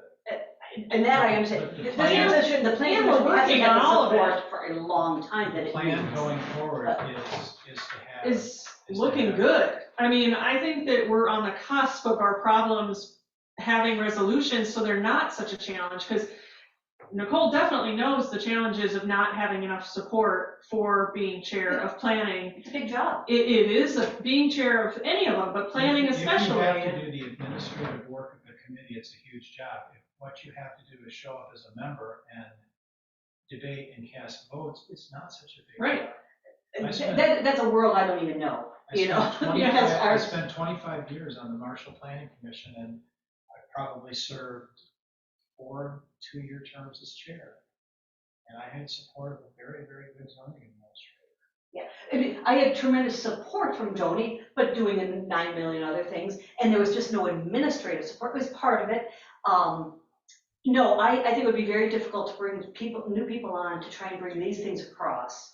You know, I'll, if I hear from And Chris and there's also, an I mean, interest. I know that, And it would be a temporary, I mean, I would, and Well, it's- like I said, I all those almost feel appointments like, are temporary ultimately. oh, I haven't defined how temporary it Well, would be. then, But just to get over, the other thing that this planning commission hasn't been under the burden. I mean, we've been with zoning and 7th Street and then the things that typically go on. It's been a lot of work. It's been great, but I mean, tons and tons of hours of work also. Like, So how I can't even imagine a world where you're only working on one thing at a time, like master plan, or you're only working on zoning or silly I'm 7th hoping Street. we'll get through the zoning. I think if you can get those, I shouldn't have ever said recommendations. I know, when she was saying that too, I was like, what is she talking about? Who said it? Who said it? Like, I didn't even hear you say it, Yeah, but obviously she did. She latched right on. Well, she's another attorney. But it's also, she really, really wants us to do that. And I mean, that's not what has ever, we're not gonna change it at this point. They are going over, they are going to council, they can debate, and what, they can, that's what should have happened at this meeting, that we should have Yeah. said, here they are, now we're passing it on. right, that's what the plan was, but Virginia wouldn't come. So, I mean, I don't know what else we were supposed to do. We spoke about that notion of recommendation or no recommendation several times. In fact, I thought, Many if I were to come times. back, just because it's rehashed, let's put it out there and have a vote again. My purpose for not making it a recommendation, and they keep saying, you people know this project better than anyone. They're right about this specific project. What we don't know or have responsibility for are the other aspects of making a big picture discussion. You know, I follow the finance committee, but I know not all the planning commission. Those are factors that only the village council. Something else that Greg Nobles brought in, and when he brought up that damn 1941 deed again, it's like, are you kidding? Yeah, we all know that deed inside now. And he's talking about, being from a value. It's been rejected. Exactly, it's been, the quit claim, I can find all those documents. We shouldn't have. And the other thing- He's talking about that becomes a value judgment. He's saying we're not honoring. A value judgment shouldn't be made by the planning commission. That information is that add-on information, and why we are just here to sort out all the information, pass on a package that the village council can take that information and add the other things that And they. it's not a matter of, and again, the village council pursued the legal course of getting rid of that obligation. Of course, Eliminating that obligation. that's off the So table. Well, and there's I think, nothing to honor. and I definitely That's think right. that part of the issue is that, for the public, and why they keep doing this, is because they didn't know that was happening when it was happening. I mean, not because it wasn't on agendas, it was, but they weren't aware of it. Because of that, they feel like it all happened without anybody telling anybody. And so because of that, they want to keep bringing it up, because what they really want is to fight that fight and for it to get kicked down, and so it never changes. Which, I understand that's what they want, but unless they've got a time machine, that isn't what's gonna happen, because you can't go back to 2017 or whatever when they did it, that's already happened. Well, again, I give it a little thought, because when I was here, it was, and I could see the board just thinking, how do we move forward? I'll think about it. A couple of things I have thought about, and we can talk more specifically. I think recruiting new members is going to be challenging. One of the things that I would have a hard time doing it is if there were new members appointed immediately, because again, I think that just sets us back. If I were to do it, move these two issues off the board. From Yeah. master planning, certainly you get another voice in there. The other thing is a wild idea, I have no idea. You'd mentioned bylaws need to be changed. Obviously, if it's not addressed, we certainly need to have somebody who is able to step up. If you've got a quorum, you elect a chair, a Yeah. facilitator for the day. What about the concept, and we're moving towards, I'm not in complete agreement, and that's neither here nor there, of the village and township joining as one complete planning commission. I think there's a lot of overlap. What about the idea of seeing if there's a member of the township planning commission that would like to serve on both? Yeah. I kind of like that. I was thinking Yeah, that It's idea. permitted by What if it statute. was Christie? What if Christie was willing to? Christie Christie. Fisher. There's three She'd members on like to there. be manager. There are three village members, there are know. three village. Well, I know, you Yeah. know, but No, I there you know. I'll go. bet you have. There In all are those circumstances. three village members that serve on that are very active and involved in different ways, but would that not start that, where it's not a conflict of interest in any way? I see it as a collaboration. I would not It's take permitted Tom by- Weber, It's though. permitted Do by not. statute, that you can have a non-resident as a member of the planning. We can't right now, though. We Why can't. not? Because Our we have state- two trustees, and you can only have two ex officio members. I don't think that that's an ex officio. Yeah, it is. I'll have to look at that. Yeah, because we have a township member, maybe it wouldn't have to be an ex No, I'm officio. saying that the It wouldn't have township to be member is not an Yeah, it ex could be a officio. village. Since we As long as they live in the village, I think. Right, so And we have a place on ours, there is a place for an ex officio township resident. But you can Is only there have a- 2 ex officios total, and we have I 2 have to look already, at the, I so. have to look at the planning enabling. We had to look at It is it not, specifically when I was still It's here. not, no, you're right, when it's you not say the, it's a township official, I think you're right, but I think you can appoint a non-resident to your planning commission. I have a. we You do, can, we do. and But we then have that makes, so It's when not we, an ex officio. Okay, in our member, it's a bylaws, full it calls it member. a ex Your officio. bylaws, then the Are bylaws can garbage. change, because that's stupid. If Okay, it's- then let's- If it's well- not consistent with the well, zoning. you can look anyway. at it and then you tell us what's right. Because there's a few Because things that there are was missing a in lot that. of, I see there was a that. lot of brouhaha about that Because when, you know what ex officio means? It means because you're a member because of an office. Yep. It means you're a member because you're a village council member. But the township, the non-resident member of the planning commission does not have to be a township official.